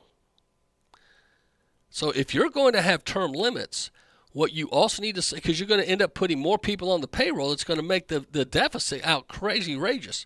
Two things would cut the budget quick. One, if you're not in office, you're not paid. Savvy? The president, vice president, some of those key spots, yeah, you pay them till they die because they know death secrets. Okay, I understand that. Maybe Speaker of the House. I mean, that's confidential and then whatever. You might have about 6. But majority out of that 435, if you're out of office, you're not paid because you're going to make book deals and do stuff anyway. You probably had money coming in because you were influential. Your lawyers, your doctors, etc. You're not going to struggle. You can get by on 1 can of caviar a week. You don't have to have 1 a day. That's the first thing. The second thing you do, you cut their special health benefits. Did you know Congress right now has an unlimited health benefit, the current and retired, for them and their whole family? They pay nothing. They get cancer, we pay it. They go to the dentist, we pay it. Their great-grandchild goes, we pay it. That needs to stop. Put them on Obamacare, and I'll bet you they fix Obamacare really quick. rules for thee and not for me. Take away lifetime payment, take away, just cut their health care, say, let's go find your own insurance.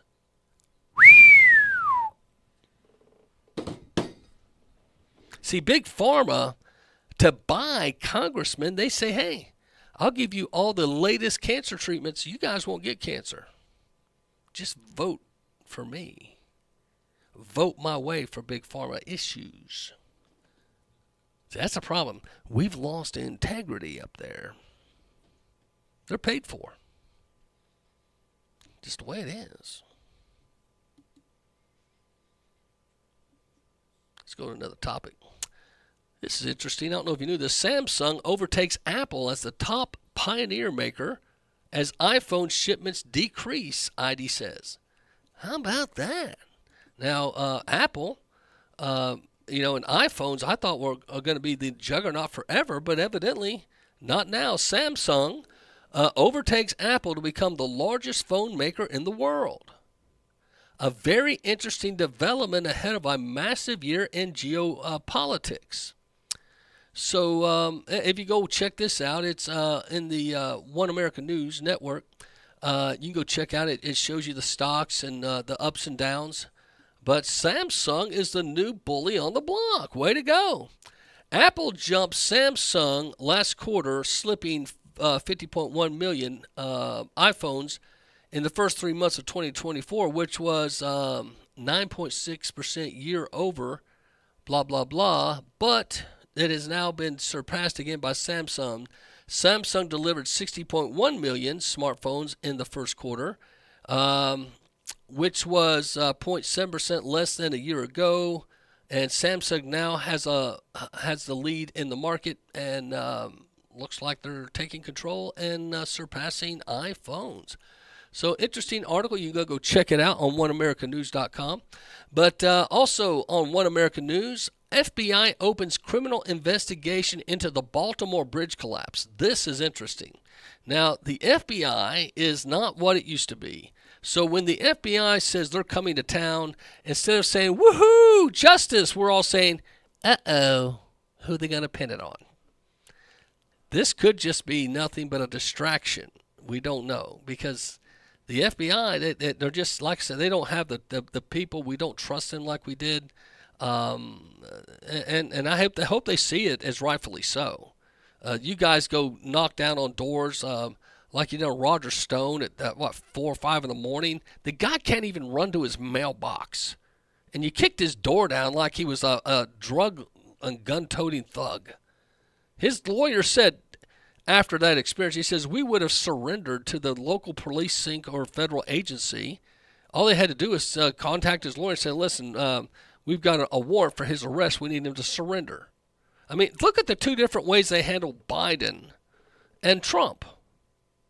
They thought Trump had illegal records, so they send a SWAT team down to Mar-a-Lago, and they go through Melania's underwear and her full thing. They go through Barron's room. They trash all the private residency there of the Trumps. But they find out that Joe Biden might have some documents, and they trust him to turn it over. So Biden's lawyer goes and sees next to his Corvette, oopsie, back when he was a senator, not a president, not even a vice president, as a senator, he had classified docs he stole back as a senator, and then they found some at the Pennsylvania office he had there at the University of Penn or wherever, somewhere there in Pennsylvania, as a vice president he had taken stuff. So Biden had stolen records from his Senate years and his vice president. Donald Trump is allowed to declassify and take documents with him. What Donald Trump did was not illegal, okay? But at the end of the day, this Jack Smith pony show is nothing but election interference. You'll never convince me otherwise. But look how the two different ways they've treated.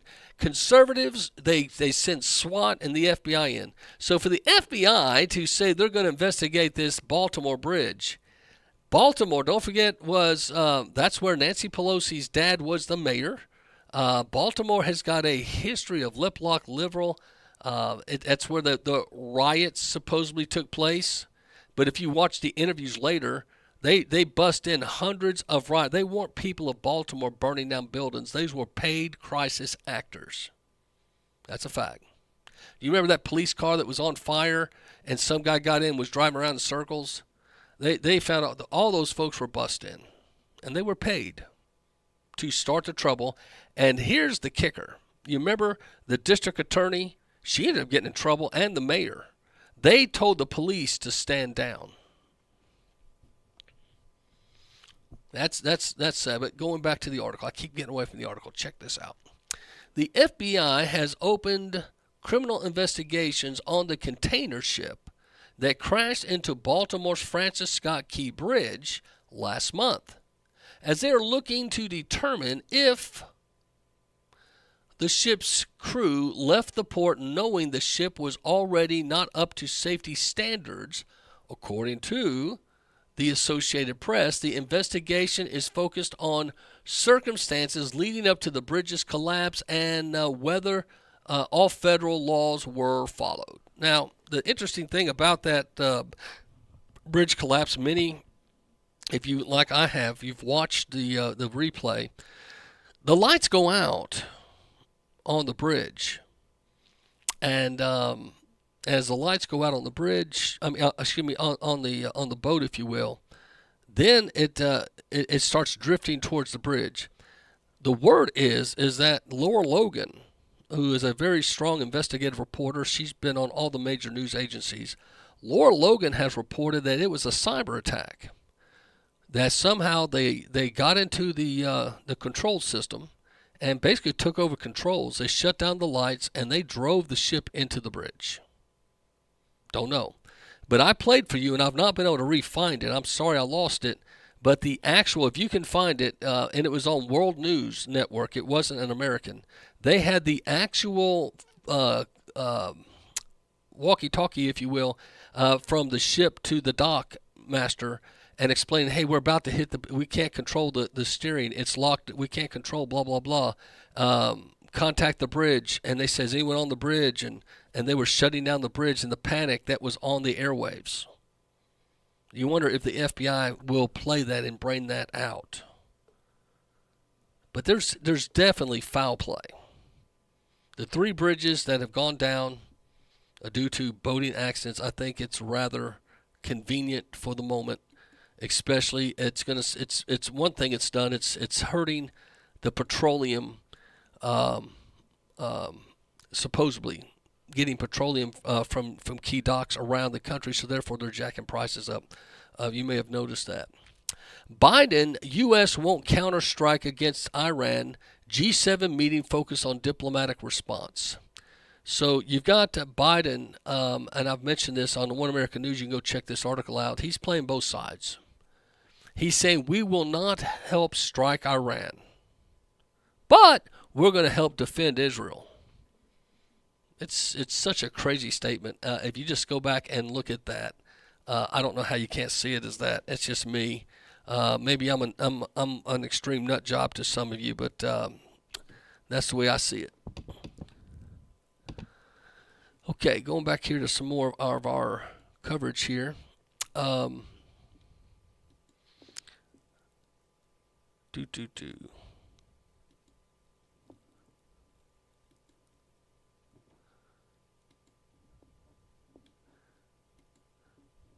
Nope, don't want to show that.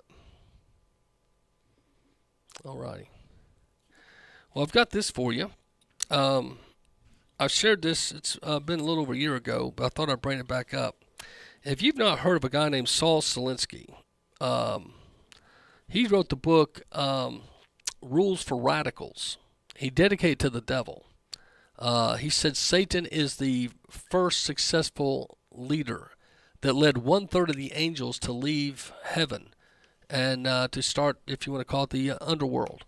And so he dedicates his book to Lucifer, Rules for Radical. And Zelensky is known for, he mentored many people, but one was a young girl that was once called to be a missionary in high school. But when she got to college, she started hanging around him in Chicago, and she chose instead of being a Methodist missionary, to get involved in other things. Mrs. Rodham was at one time, they've said, a pretty nice moral person, but she changed. And of course, you know Miss Rodham is Hillary Rodham Clinton. That's right. Hillary Clinton at one time was called to be a missionary and decided to go into politics. And if you remember the Watergate scandal, she got kicked off the legal team for dishonesty and being too treacherous. Interesting stuff. But here's some things. Recall that Hillary did her college thesis in the writing of Obama rights. And by the way, he also impacted Obama. Saul Alinsky died 43 years ago, but his writings influenced those in political control of our nation today. He died in 72, etc. But these are 8 rules currently in play. These are the 8 rules for radicals, okay? And here's the 8 things that Saul Alinsky says if you can control these 8 things, you'll control the country. Number 1, health care. Control health care and you control the people. Well, we've got Obamacare now, right? Number 2, poverty.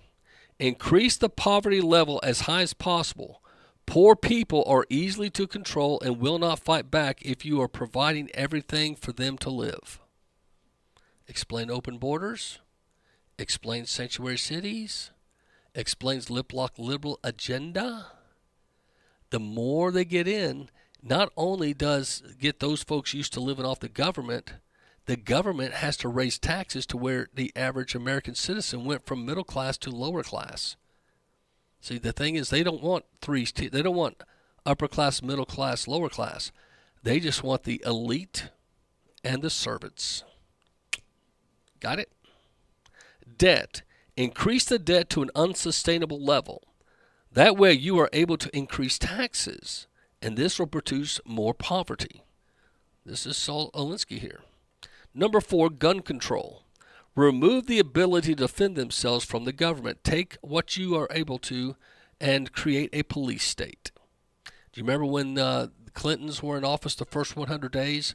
They wanted to take all local police stations and put them under a government force, and therefore take away all local municipality control and make them a government agency. And so if you say, that's crazy, well, do you know they're now opening D.C. police stations around the country? There's one in Florida, there's one in Texas, there's one coming to Tennessee. Welfare. Take control of every aspect of their lives: food, housing, and income. Welfare. Education, number 6. Take control of what people read and listen to. Take control of what children learn in school. Savvy? Number 7, religion. Remove the belief in God from the government and schools. Number 8, class welfare. Divide the people into wealth and poor. This will cause more disconnect, and it will be easier to take tax and wealth with the support of the poor. So Saul Alinsky merely simplified Vladimir Lenin's original scheme for world conquering by communism. Under Russian rule, Stalin described his converts as useful idiots. So these are the 8 things that you do to take down a country. Healthcare, control healthcare, increase poverty, increase debt, gun control, take away the guns, create a police state, welfare, take control of every aspect of their lives and make them, like Klaus Schwab said, you'll own nothing and be happy. Number 6, control education so you can control children. Number 7, religion, remove the belief of God. And number 8, class warfare. These are the 8 levels of controlling a society by Saul Alinsky. The other thing he talked about in his book was create a crisis and then present a solution they would not accept without the crisis. Savvy? For instance, one thing that they could be doing with the border is they're possibly going to offer citizenship for a bunch of people they normally probably would not have done. Don't be too surprised if under Trump's administration, if Trump wins in 2024, what they're going to talk about is deportation, all the bad guys. But the deal will be, not okay, we'll deport half of them, but we're going to go ahead and make citizens another big chunk of people that didn't go through the full process maybe. But then from here on out, everybody's got to go through this. Just get ready. A whole new voting block. But see, the understanding thing, I think a lot of you don't understand, is what's going on right now with the open border and the sanctuary states and the sanctuary cities. The reason they're sending these people there as much as they can is they're giving them federal funding. They're not citizens, but because they receive federal funding, they can count them on the census. Savvy? When they do the census, that redirects voting maps. Whoever has the most population points around the country get Senate assignment seats, and it is and the congressional seats. Congress controls the money. If the Democrats can show larger population in California and their states, savvy, and say Michigan, say Pennsylvania, and they have a big uptick in population, they get more votes in Congress. Congress controls the money, and money's what makes the world go round. That's what it's all about. That's my little summation. You may not agree with it, and that's okay. I'm usually right, and I will stick with that story. But let's see what's happening on the Gateway Pundit. Going to pull up a fresh. There we go. While I review that, I'm going to let you listen to one of the songs that came out in the. This song came out in the, let's see, what year? I think it was early 80s under Jimmy Carter when they would not release the hostages in Iran. Bum, bum, bum, bum, bum, Iran. Bum, bum, bum, bum, bum, Iran. Bum, bum, bum, bum, bum, Iran. Bum, bum, bum, bum, bum, Iran. My country's got a feeling, really hit the ceiling. Bum, Iran. Bum, bum, bum, bum, Iran. Went to a mosque, gonna throw some rocks. Tell the Ayatollah, gonna put you in a box. Bum, Iran. Bum, bum, bum, bum, Iran. Bum, bum, bum, bum, bum, Iran. Country's got a feeling, really hit the ceiling. Bum, Iran, bum, bum, bum, bum, Iran. Old Uncle Sam's getting pretty hot. Time to turn Iran into a parking lot. Bum, Iran, bum, bum, bum, bum, Iran. Bum, bum, bum, bum, bum, Iran. Our country's got a feeling, really hit the ceiling. Bum, Iran, bum, bum, bum, bum, Iran. Call the volunteers, call the bombardiers. Call the financiers, better get their ass in gear. Bum, Iran, bum, bum, bum, bum, Iran. Bum, bum, bum, bum, bum, Iran. Our country's got a feeling, really hit the ceiling. Bum, Iran, bum, bum, bum, bum, Iran.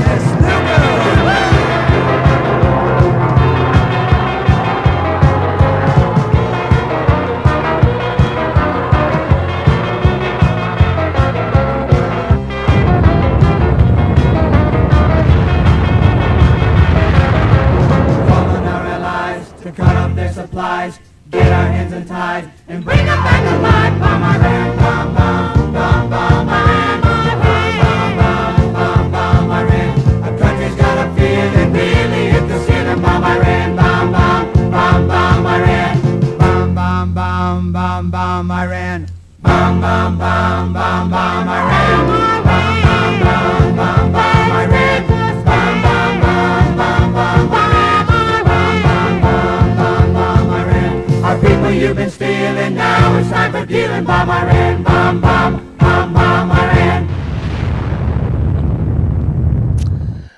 That was such a catchy song when I was in high school. That was out. I don't know if you guys remember it, but it kind of tells a point, does it not? Well, checking up on some stories that dropped since I've been on the air. One is Wayne Root. Why isn't every Republican leader in America asking 24/7 who is the real president? Who is making the decisions? What are destroying America? Because we all know it isn't Joe Biden. Now, many folks have heard that there's possibly someone else playing the role of Biden from time to time, or if not intentionally the whole time. People have shown pictures of the earlobes and the facial and different things, possibly some areas where they think a mask might be pulled over. And there's just lots of concerns and skepticisms, lots of conspiracy theories. Is there anyone left who doesn't see that Joe Biden is not the president? This guy writes. Wayne Root, by the way. Everyone in D.C. knows that Joe Biden is, for all intents and purposes, brain dead. Everyone knows he should be in a nursing home with a sign around his neck listing his name, phone number, and his favorite pudding. I'm just reading the story. Everyone knows he wears diapers. Everyone knows he doesn't know what year it is. He can't find his way off stages, and he trips and falls up and down steps. He can't read a teleprompter, and he's constantly asking where he is. So why isn't every Republican or politician in Washington, D.C. and America asking who is in charge? That's a good question. Because if the American people are slowly seeing this, how come you don't hear any Republicans call him out? The only one that really calls him out is Trump. So why is that? Who's making the decisions that changes our lives and our children and for decades to come? Someone is making ridiculous, absurd, insane decisions. Someone wants America destroyed. Someone wants America weak and impotent. Someone wants to turn Americans into serfs and slaves dependent on government to survive. So who made the decision to leave the border open and invite the whole world, including murderers, terrorists, Jew-hating Muslim radicals, Hamas, Hezbollah, M13, Chinese military-aged males, etc., to cross the border? These are good questions. I'm just reading the article. So Wayne Root brings us some good stuff. He also goes on to say, who made the decision to leave the border open, thereby allowing all the fentanyl and all the deadly drugs and the human trafficking, etc., that's going to kill over 100,000 Americans in a year? Who made the decision to add $500 million a year to the national debt to pay for 20 million new illegal aliens? It's good questions to ask. So this is the article. You can go, if you want to check it out, at the Gateway Pundit, Wayne Root. Why isn't every Republican leader in America asking 24/7 who's the real president? And now I know what Q people are going to say. Well, Donald Trump's president. I believe in devolution, etc. And I understand all that. And I've heard the thing. He's the commander-in-chief. Biden's the president. And if you go back and look at the swearing in of Biden, it was at 11:59. You're supposed to be swearing in afternoon.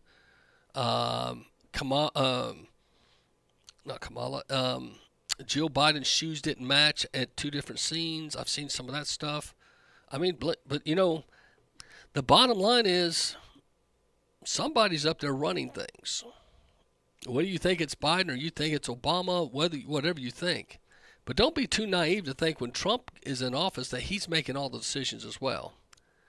I think we all know by now there seems to be an upper echelon of folks, whether you see them as good or bad guys, that are calling the shots, and we just get to see a face, if you will, to the decisions.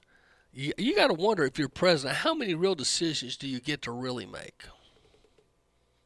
I mean, if you were president for a day, what's the top 5 decisions you would make that would be different from any other president? Have you ever thought of that? If you had an executive order pen, what are 5 things you would do as president that no one's ever done before? Have you ever thought of that? Well, I have. If Macil Duncan were president, the first thing I would do was I would make it clear that freedom of religion is that folks can worship as they choose, and that there is the separation of church and state was a statement. It doesn't mean that churches cannot express their religious views and their political views. I would clarify. That's the first thing I would do. I would clarify that. Second thing I would do, if you're ready for this, I would make it a national mandate that parents get to use their tax dollars as a voucher for education. This is what I would say. I would say national mandate. If you live in a sucky education system, then you can use that money to homeschool or put your kid in private school, and force the public school system to start competing against homeschool and private school, and make them all say, hey, if we're going to compete for the tax funds at the parents' discretion, not the federal government's, then we better make sure parents are involved.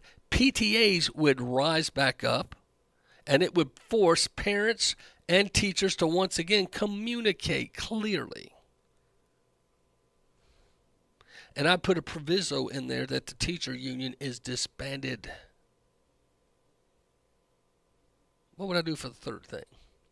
I think what I would like to do is make sure all police officers across the country, and sheriffs and deputies, etc., all law enforcement, are given a holiday, and it would rotate.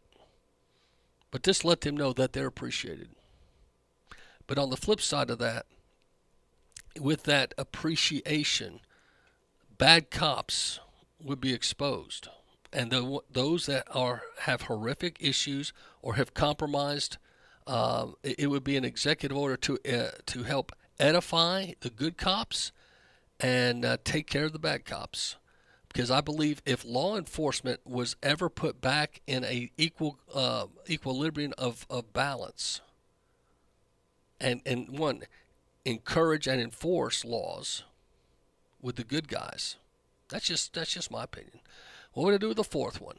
If I had a fourth executive order, and of course I'm only thinking of America, I can't do executive orders for the world because the Constitution wouldn't allow me to do that.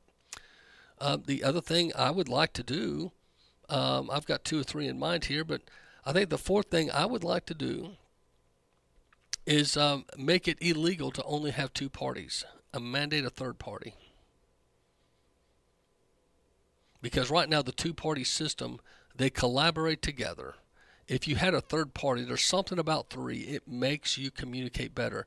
I would take either Kennedy's We the People or Trump's MAGA or something. I would try to mandate a third party and say we must have at least 3 parties represented of the people to give them choices. So when they make elections and they make their I know some people say you can't do that. Well, I'm just saying if I could, I would. And what's my last one? I think the last thing I would like to see happen in our country, if I had the ability, if I was president for a day and I could sign executive orders, I would make sure, if there's any way possible to do this, anyone that's been illegally persecuted by the FBI or any of our federal agencies be exonerated and pardoned. January 6 prisoners. You got some people that have been sent to prison for 30 and 40 years for their first offense. Now, if it's murder, that's one thing. But I would see if we could not clean up the justice system in some way, to where it's ridiculous that you can handpick, and demonize your own citizenship. That should be stopped. Those are my 5. Don't know what you guys think. We'll see what's going on here. Got a couple of things that came to me in the form of text messages. Here he is. The Georgia Bulldog Reporter sent me some stuff, but I got one from one of my listeners in Georgia, and she has chosen not to come on my show. Tammy, I'm talking to you, girl. But anyway, she put this out. I thought this was interesting. United States Department of Homeland Security hid the fact that a man was on a terror watch list during his trial, and he was released into the United States. Mohammed Karwan crossed into the U.S. in 2023 and was released into the U.S. as an asylum seeker. He was later added to the watch list once they realized he was a member of Hezbollah Islamic. ICE arrested him, and he went before a judge a second time. Homeland Security officials decided not to inform the judge that he was on the watch list so he was released back into the United States on bond a second time. He is now back in U.S. ICE custody for a third time. It's clear now that Biden and Mayorkas need to be impeached. This is why Americans are upset. This seems to be an intentional breach of security to allow someone to be arrested that's illegal, released and released and released. And I appreciate, Tammy, you sending that. I think that's a very true thing. That's, again, going about the justice system. Some of us look at the justice system and say, I don't understand why so much is getting away with. We see so much injustice, and we get so upset, and rightfully so. There's just so many things that upset us. But this is my Georgia Bulldog reporter. For years now, conservatives oppose Roe versus Wade on the basis that abortion should be left to the states. Trump is merely upholding that view. Congress will never pass a nationwide rule, so it's better to let red states decide this issue for themselves. This is Scott Greer. That was a good post. I have to agree with that. Now, the other thing here, this is a little contentious. In this clip, Ben explicitly argues that Johnson should collude with the Democrats to betray the deal he made to become GOP Speaker so he can be freed up to force through even more foreign aid for Ukraine and Israel. Okay, this is Erin McIntyre says this. Now, Ben Shapiro responds, enough of the congressional clown show. Speaker Johnson should immediately nuke the idiotic rule that one person can hold hostage all the Congress by bringing a motion to vacate against the Speaker. If that means getting Democratic votes and majority of Republicans, Johnson should do so. Now, that's interesting. I appreciate that, Georgia Bulldog reporter, that what if Speaker Johnson made deals with the Democrats to make some policy changes? Now, before you go poo-poo on that, don't forget it was Matt Gaetz and the 10 Freedom Caucus members that made a deal with the Democrats to oust McCarthy. I think people just might, if there were more bipartisan agreements, there might be some more trust with D.C. But the thing that's happened in the past several decades is you have a lockdown. If the Democrats win the House, it's the Democrat way or the highway. You don't seem to see a lot of bipartisan appreciation and representation in the bills and in the things that come across. They seem to be pretty much locked in on their own particular party's values and desires. And I think that's something for us to consider and see. That's just maybe me. But anyway, credit card defaults, inflation, part-time jobs, and economy a disaster. This is an article here in the Gateway Pundit. Biden talks up economy strong growth, but doesn't address the fact that inflation rate he's given us surpasses the GDP growth rate. He also doesn't mention that much of his growth was funded directly by government stimulus and other financial aid given to the public. So it's really a false, if you want to call it false reporting. The White House claims the economy is roaring, and mainstream media suggest only Republicans doubt it. However, consumer sentiment is declining. Now, when's the last time you've been to the grocery store, okay, or pumped you some gas? Are you, as you pump the gas, or you're checking out at a grocery store saying, woohoo, thank you, Biden? I think a lot of folks are saying, we're not building back better.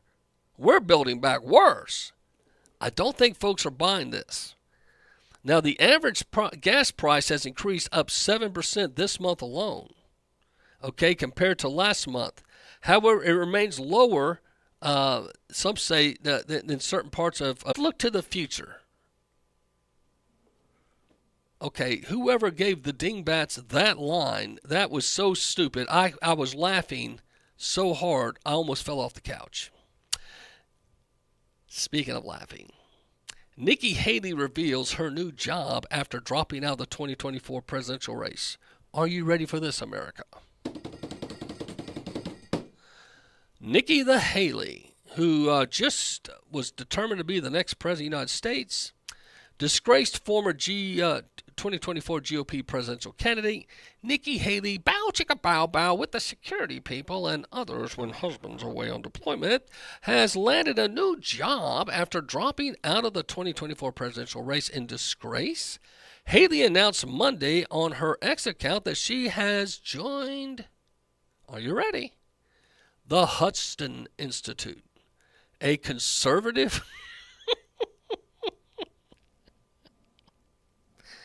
a conservative foreign policy think tank.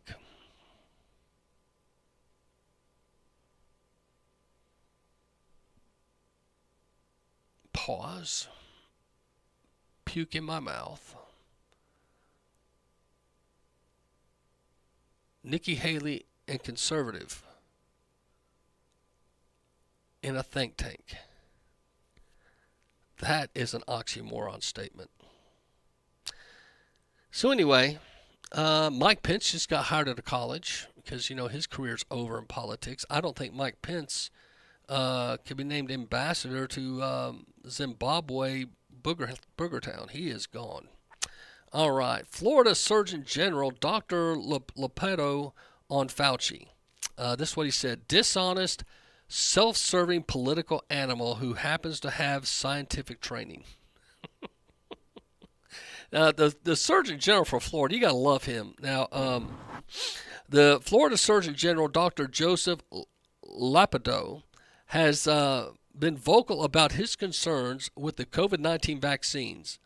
And this guy, he's been pretty true. He's been a straightforward, and he was pretty much the first medical person with some kind of cred to go against Fauci in the narrative.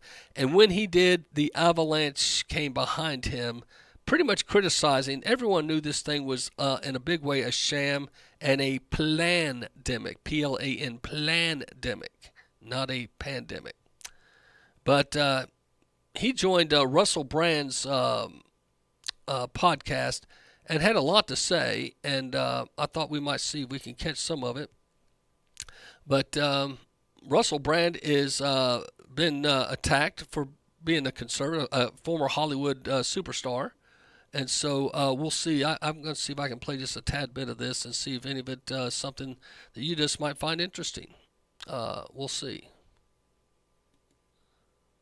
Okay, there he is.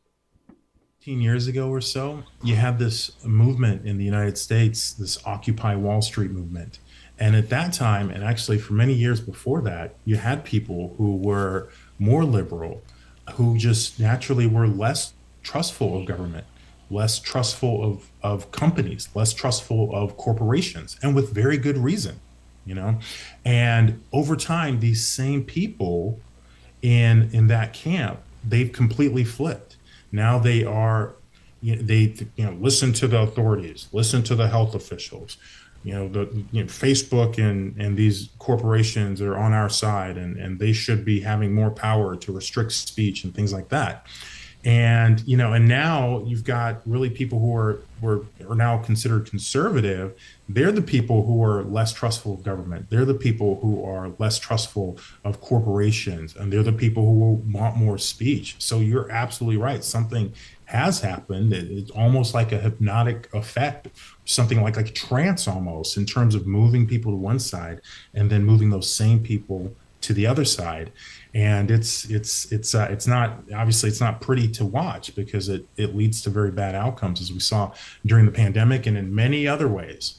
Because I would imagine that as Surgeon General for Florida, even prior to the pandemic, your relationship with pharmaceutical entities would have a degree of complexity, because I understand how many regulatory bodies are funded. I'm assuming there are channels for funding that connect to the political aspect of your medical work that involve having nuanced, shall we say, and possibly even compromised relationship with pharmaceutical entities. I'm not saying I know for a fact, I'm just guessing. But like in the 5 years leading up to the pandemic, we had this period where the pharmaceutical companies were beyond negligent, perhaps even criminal. I know many of these things were settled out of court when it came to the issue, policy and messaging around opioids. And it does seem odd that after that period, people were willing to embrace companies like Pfizer as saviors.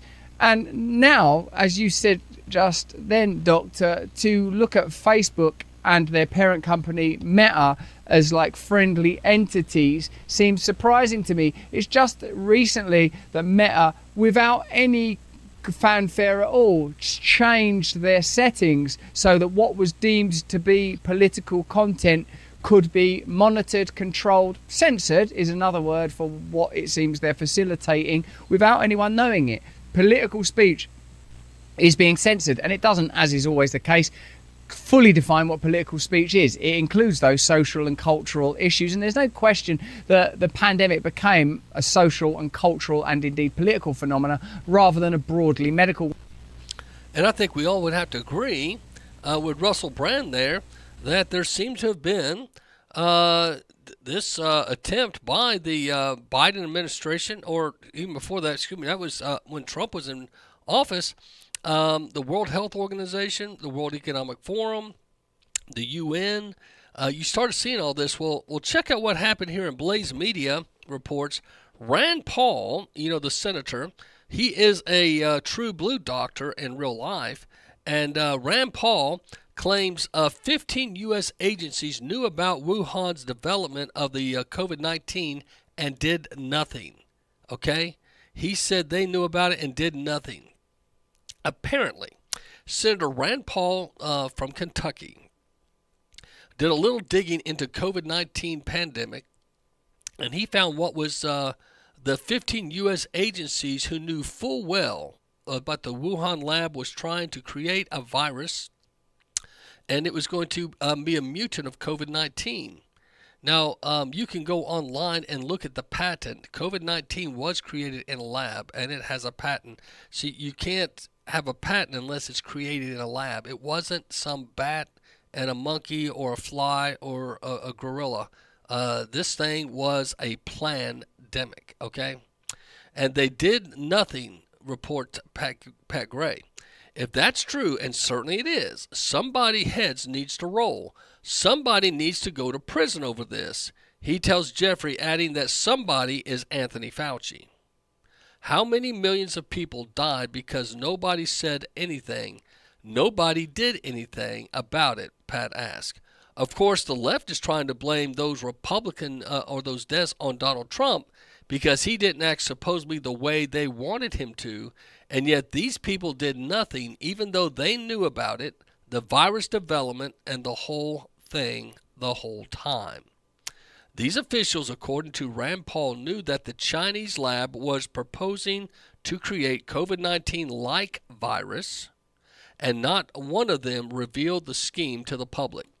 Now, if you guys remember the scarf lady, and her name escapes me, that was always up there next to Pence and Fauci, and she wrote a book, and she admitted in the book that the virus that we received came to us in a lab box from China. So she therefore admitted, for some reason, and that they had lied to the American people on several issues. That's in her book. I think her name's Dr. Blake.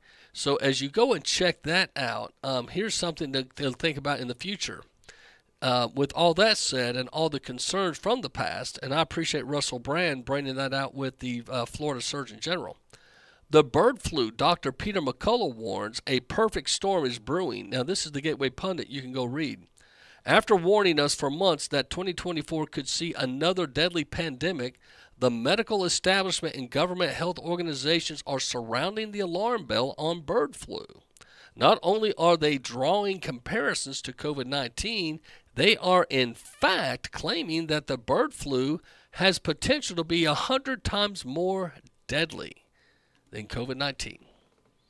So there's a prediction that this might possibly even hit before the presidential election. How about that?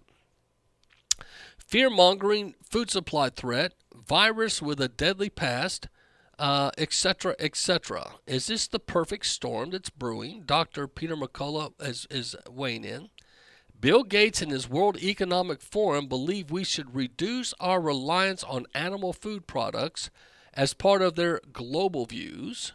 Thus, a food scare to westernized countries and markets recalls the destruction of poultry and meat would further dystopian's goals of the Davos Club, and has a historical fatal rate of 52.16% in humans, and fear alone would drive consumable anxiety in large populations, not only about exposure through food, but pets and other humans. So the title for the bird flu is H5N1. H5N1 is going to be the next disease, or it's being nicknamed Disease X. Okay? At that moment, it's possible due to the abundance of GOF research and biotechnology interest, the readiness made vaccines and powerful drives, massive panic and new wings if more cases occur in clusters and bona fide outbreaks, blah, blah, blah.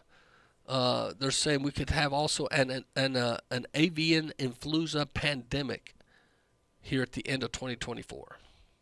They'll do anything to keep power. Has there ever been a time to pray? Yes. I know this scares some of you when I bring some of these things up, but this is real stuff. This isn't the flaky stuff that they try to distract you with. So it's something. If this bird flu ends up coming true, I think it's going to be something for all of us to take and understand that there's going to be an issue. I think a lot of us are going to have a tough time with. And so don't forget tonight, as we're getting toward the end of the hour, 6:30 tonight, the House is voting whether to kill Pfizer's spying on Americans without warrant. You need to call your congressman. Also tonight at 6 o'clock, you're going to be having the WNBA draft, and Caitlin Clark is going to be drafted, and they're pretty excited about it up in Hoosierland. See what you think about this little broadcast.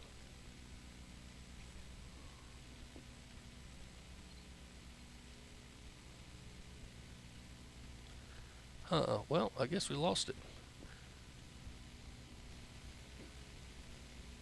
As she gets ready to hear her name called early in tonight's WNBA draft. And we all know this day would come. It's hard to say goodbye, but easy to celebrate all that she's accomplished up to this point. KCCI's Alyssa Gomez joins us in the studio this morning. Alyssa, she's a shoo-in for that first-round pick tonight. Eric, Alex, she certainly is. Caitlin Clark has had a record-breaking college career. Fans are already itching to see her back on the court, and the Indiana Fever are already anticipating her arrival. According to StubHub, Fever tickets cost 13 times what they did this time last year, and several WNBA teams have already made plans to move their games against the Fever to bigger arenas. The team's general manager, Lynn Dunn, says the excitement is undeniable. And Caitlin Clark is probably going to pack every arena she plays in. She will be the Larry Bird effect, if you will, for the WNBA. But she humbly says this. She made jokes on SNL. She was on the Saturday Night Live cast. But listen to this. She gives credit, and the first name she mentions is Cheryl Swoop, who was dogging her, and her biggest critic a few weeks ago faced such backlash she had to kind of offer an apology. Listen to the class of this young lady as she's entering the WNBA. First season. Thanks. I'm sure it will be a big first step for me. But it's just one step for the WNBA. Thanks to all the great players like Cheryl Swoops, Lisa Leslie, Cynthia Cooper, the great Dawn Staley, and my basketball hero, Maya Moore. These are the women that kicked down the door so I could walk inside.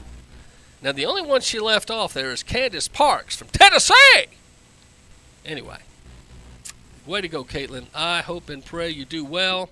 There's a lot of folks out there that are pulling against her. And I'm one of those that says, hey, do well. If you didn't listen, I talked about the Red Heifers and the Third Temple. You might want to check that report out. All Israel News has that. That just dropped this afternoon. That's very good news if you want to check that out. And don't forget, they're going after Donald Trump, and this is what Donald Trump had to say as they drug him into court again. This is Donald the Trump.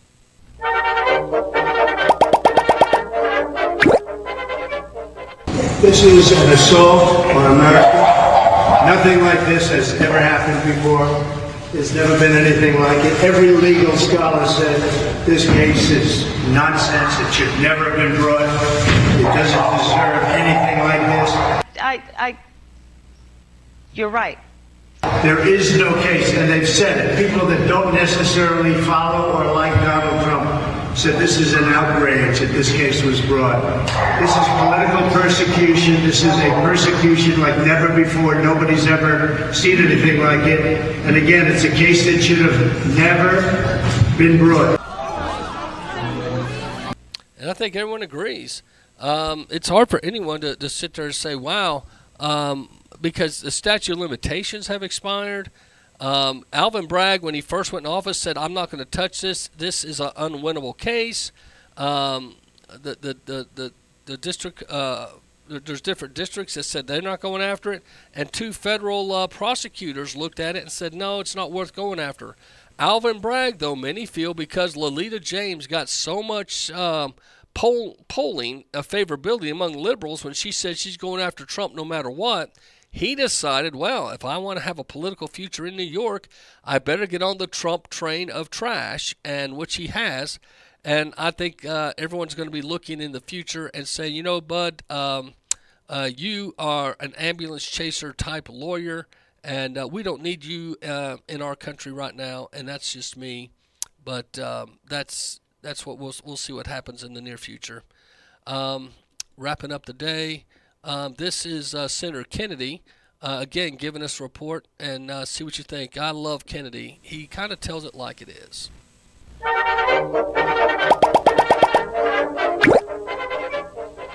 In total, Border Patrol has encountered illegal immigrants at the southern border more than 9 million times since President Biden took office.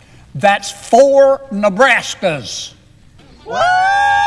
The Biden administration has failed to remove 99% of foreign nationals that it has released into this country. The backlog of immigrant court cases has doubled under the Biden administration's watch. These foreign nationals have overwhelmed American cities. Instead of investing in American citizens, cities throughout the country, they're raising taxes. Oh my God! Democratic leaders in New York City, Chicago, Denver, Houston, Los Angeles have begged the Biden administration to do something to curb the flow of unvetted people into their cities. Well, that's Senator Kennedy, and he tells it like it is. Over 9 million, and that's 4 Nebraskas. That's a lot. Well, here's a story. Blatant state hostility. Legal battle erupts when town tears down a cross. This is very upsetting for me as a pastor. But city leaders seem to hate what it represents. A pitched battle was erupted in California over the decision by one city to take an easement away from the Lions Club and remove a Christian cross an organization had illuminated at the holiday for years. The situation has been profiled by CBN, which noted the efforts to restore the cross continues. New deals at the Gateway Pundit, etc. But the cross has been on site since several owners sold the city 1.1 acres back in the 70s. But the Lions retained the easement for the cross, a report said, and they would light it up on holidays. Atheists in recent years had complained that they didn't like it. So the city's solution was to take over the easement and remove the monument. Now, a coalition of Christians is renewing their campaign to have a 28-foot tall cross restored.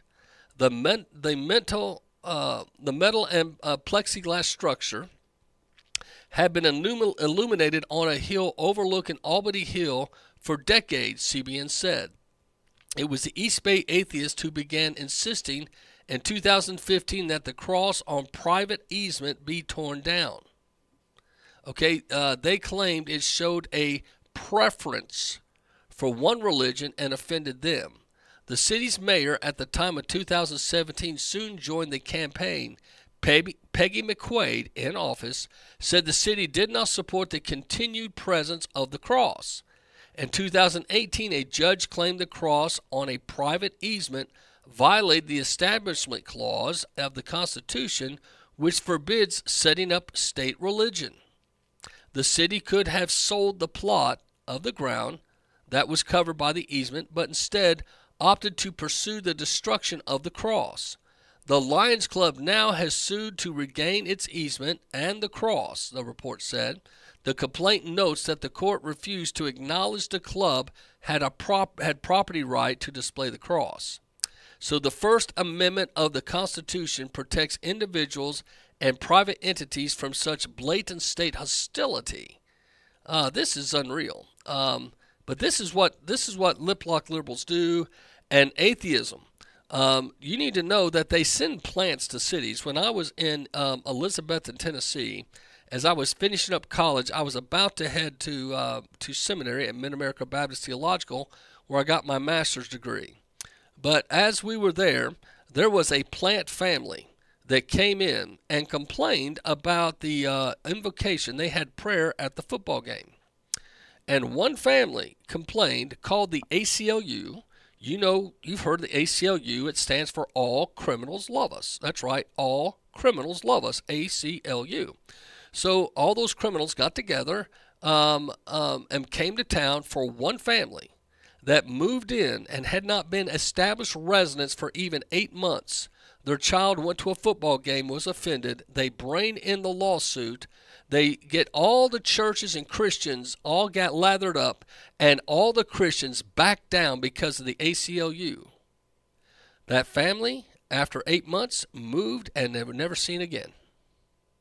One family moved in for 8 months and shut down prayer in Elizabethton High School in Elizabethton, Tennessee. And they've yet to pray again. At some point, you've got to say, if you don't like it, stick your fingers in your ear and go, la, la, la, la, la, la, la, okay? That's what we have to do a lot of times. I mean, I'm watching Freevee TV or Tubi or something, and all of a sudden some commercial pops up, 2 guys doing tonsil exercises, and I'm sitting there turning it or I'll turn the volume down. And a lot of times I just say, I'm not going back and watching. That's why we canceled Netflix. It was too perverted. My point being, we don't always get what we want.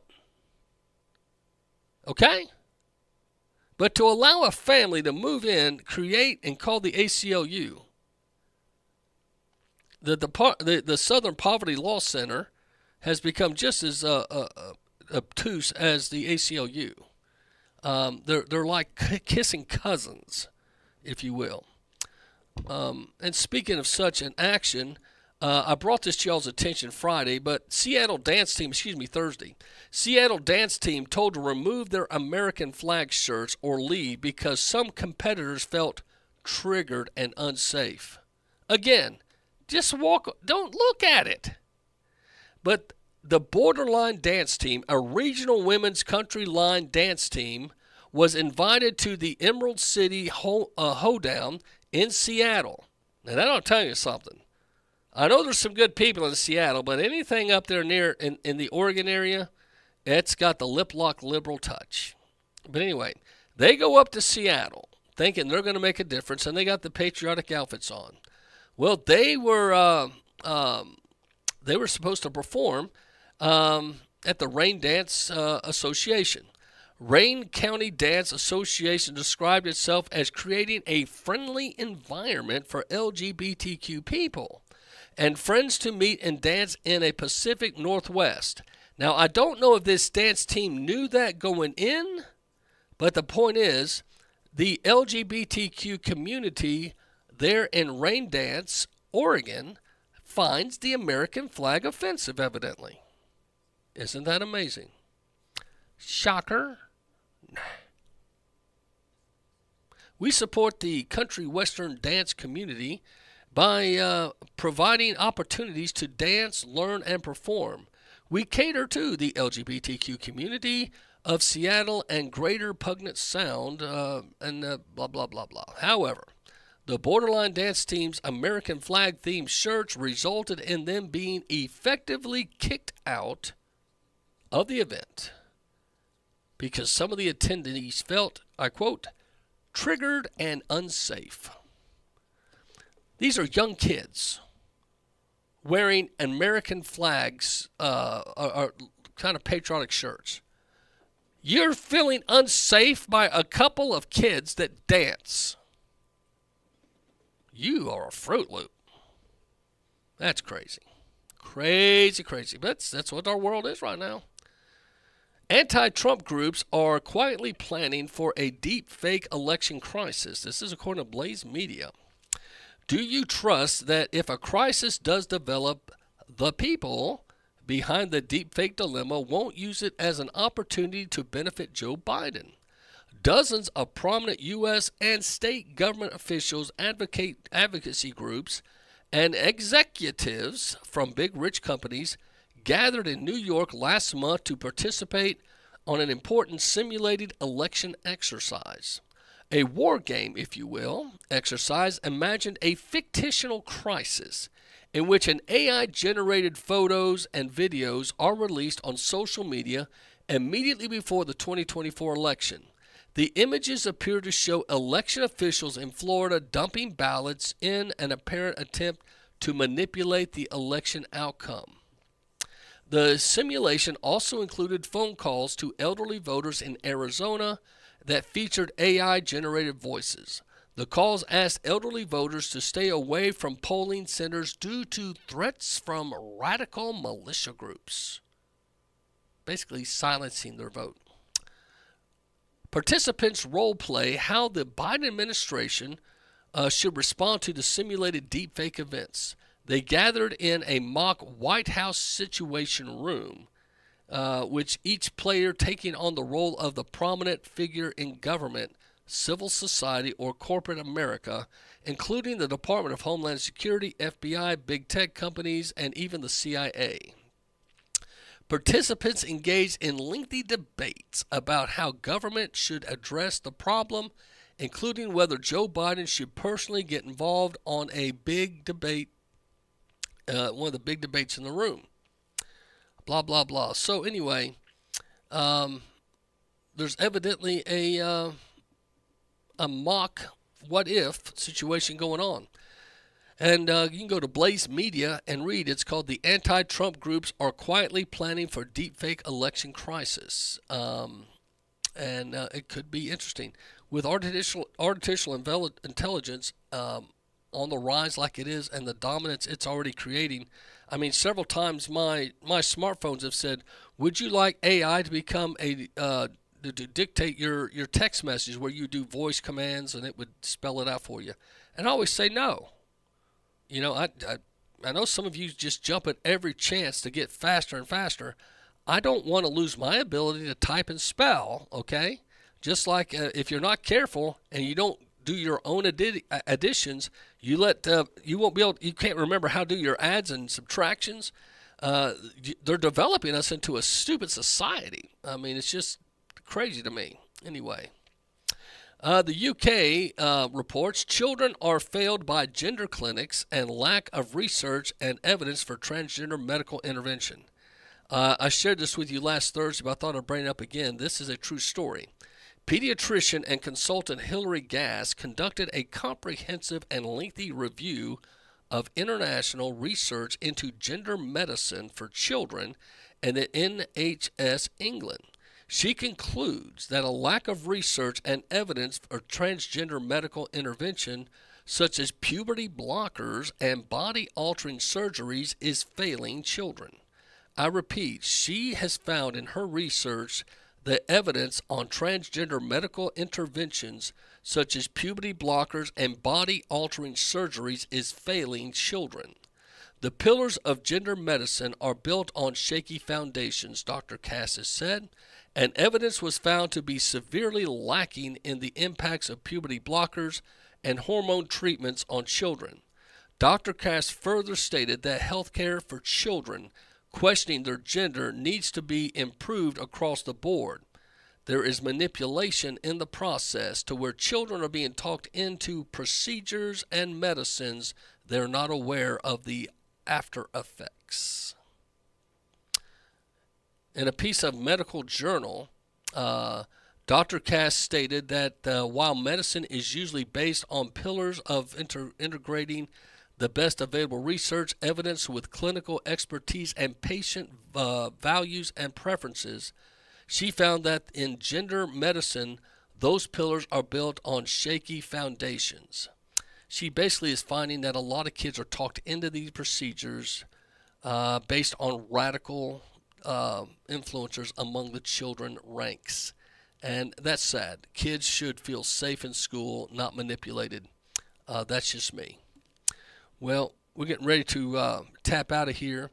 It's been a great day here at the show.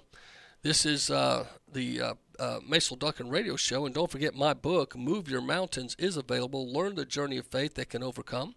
If you'd like to get a book, you can go on Barnes & Nobles, Amazon Books, Thrifty Books, Lifeway Books, wherever you get your online material. Move Your Mountains, Learn the Journey of Faith. It's a great read. I appreciate all that have liked and read it so far. And please give me a kind review on Amazon if you would. We'd also like to tell you about our Feeding of the Hungry. We have a food ministry here at our church, the Appleton Food Pantry, the church I pastor, and we feed thousands of people every day. And our desire is to try to find, if at all possible, the ability to raise money, of course, do food drives, but our numbers keep increasing. We actually had a strategy today how to load 2 cars at the same time. We're having so many people come. And it's a great blessing to have, but it's also a situation that requires us. We need people that might be sympathetic and do food drives. If you're in the Chattanooga area and you would do a food drive, we appreciate it if you would, because we are constantly needing non-perishable food items. You know, your canned foods, your peanut butters, your pastas, things of that nature. And we appreciate any and all donations financially. You can go online at www.appisonbaptist.com and go to Food Pantry and make a financial donation. Anything, any amount would be greatly appreciated. But something for you to pray about and join me in, because we have a lot of hungry people. This past Friday was the largest we had before we opened at 10. We had 40-some cars in line. They were wrapped around the building and across the railroad tracks in a way that we're just going, wow, that's a lot of hungry people. So we ask for you to pray for us. That's a big help. If you can give financially, if you can do food drives, that'd be great. And lastly, if you want to put some sweat equity in, if you have a pastor recommendation that you're faithful at your church, please come and help us. We'd love to have help at the Appleton Food Pantry. Well, we're also on the back end here, just reminding you that the upcoming election's not too far off, and I want to encourage folks to get registered to vote. And the reason I bring that up is I hear stories over and over again. I forgot to register to vote, or we just moved and we forgot to. You need to register to vote. The primaries have already happened, but I'm of the belief every vote's going to matter. I want to ask you something. Can you imagine what if we got 75% of the population to vote? It would blow apart any algorithm any of them put together. Now, prior to COVID, the average percentage of America was 38% of those that could vote. Only about 38, not quite 40% voted in elections. And when it wasn't a presidential year, that dropped even lower. We're talking presidential year. This fall of 2024, they're saying that they're expecting the voting to get closer to 49-50%. Okay? It'll be historic numbers. Now, Biden supposedly got 81 million votes. Of course, Trump had, 70-some million. But you look at the adult population, that's still, we're allowing, now here's 3 things they try to do. One, they they propagate the propaganda that the elections are stolen or that your vote doesn't matter, so therefore you don't vote. That falls into their plan. You've got to fight that temptation. The second thing they try to do is they try to make you feel like you have to be a Republican or a Democrat, and you don't. You can be an independent.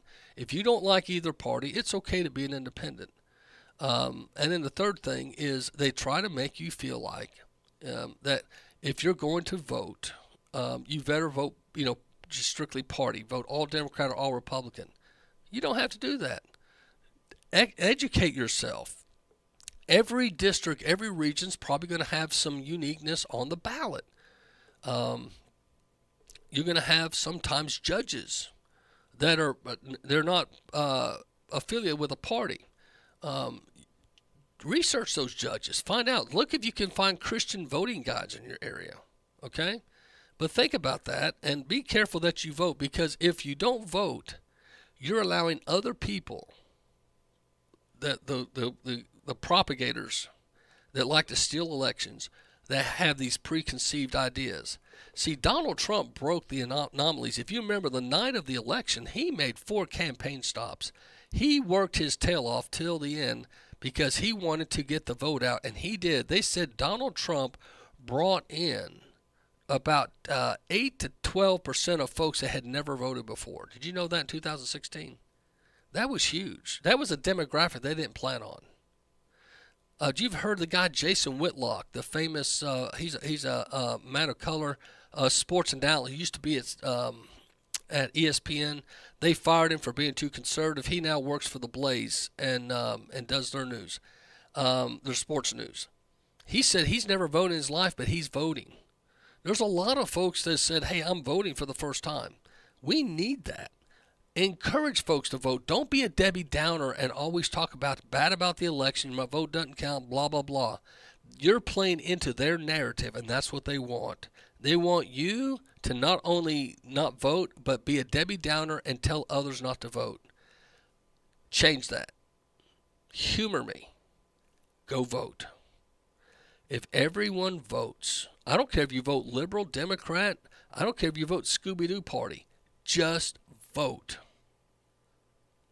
Let's be Americans, and let's take this country back. Well, this is the Patriot Pastor Macil Duncan, and as we leave, I'll leave you with my song of the day.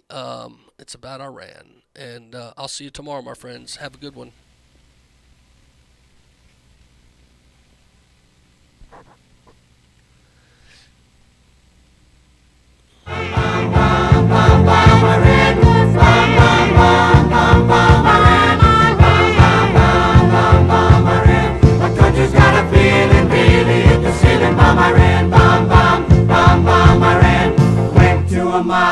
Gonna throw some rocks. Tell the Ayatollah, gonna put you in a box. Bomb Iran, bomb, bomb, bomb, bomb Iran, bomb, bomb, bomb, bomb, bomb Iran. Our country's got a feeling, really hit the ceiling. Bomb Iran, bomb, bomb, bomb, bomb Iran. Old Uncle Sam's getting pretty hot. Time to turn Iran into a parking lot. Bomb Iran, bomb, bomb, bomb, bomb Iran, bomb, bomb, bomb, bomb Iran. Our country's got a feeling, really hit the ceiling. Bomb Iran, bomb, bomb, bomb, bomb Iran. Call the volunteers, call the bombardiers, call the financiers, better get their ass in gear. Bomb Iran, bomb, bomb.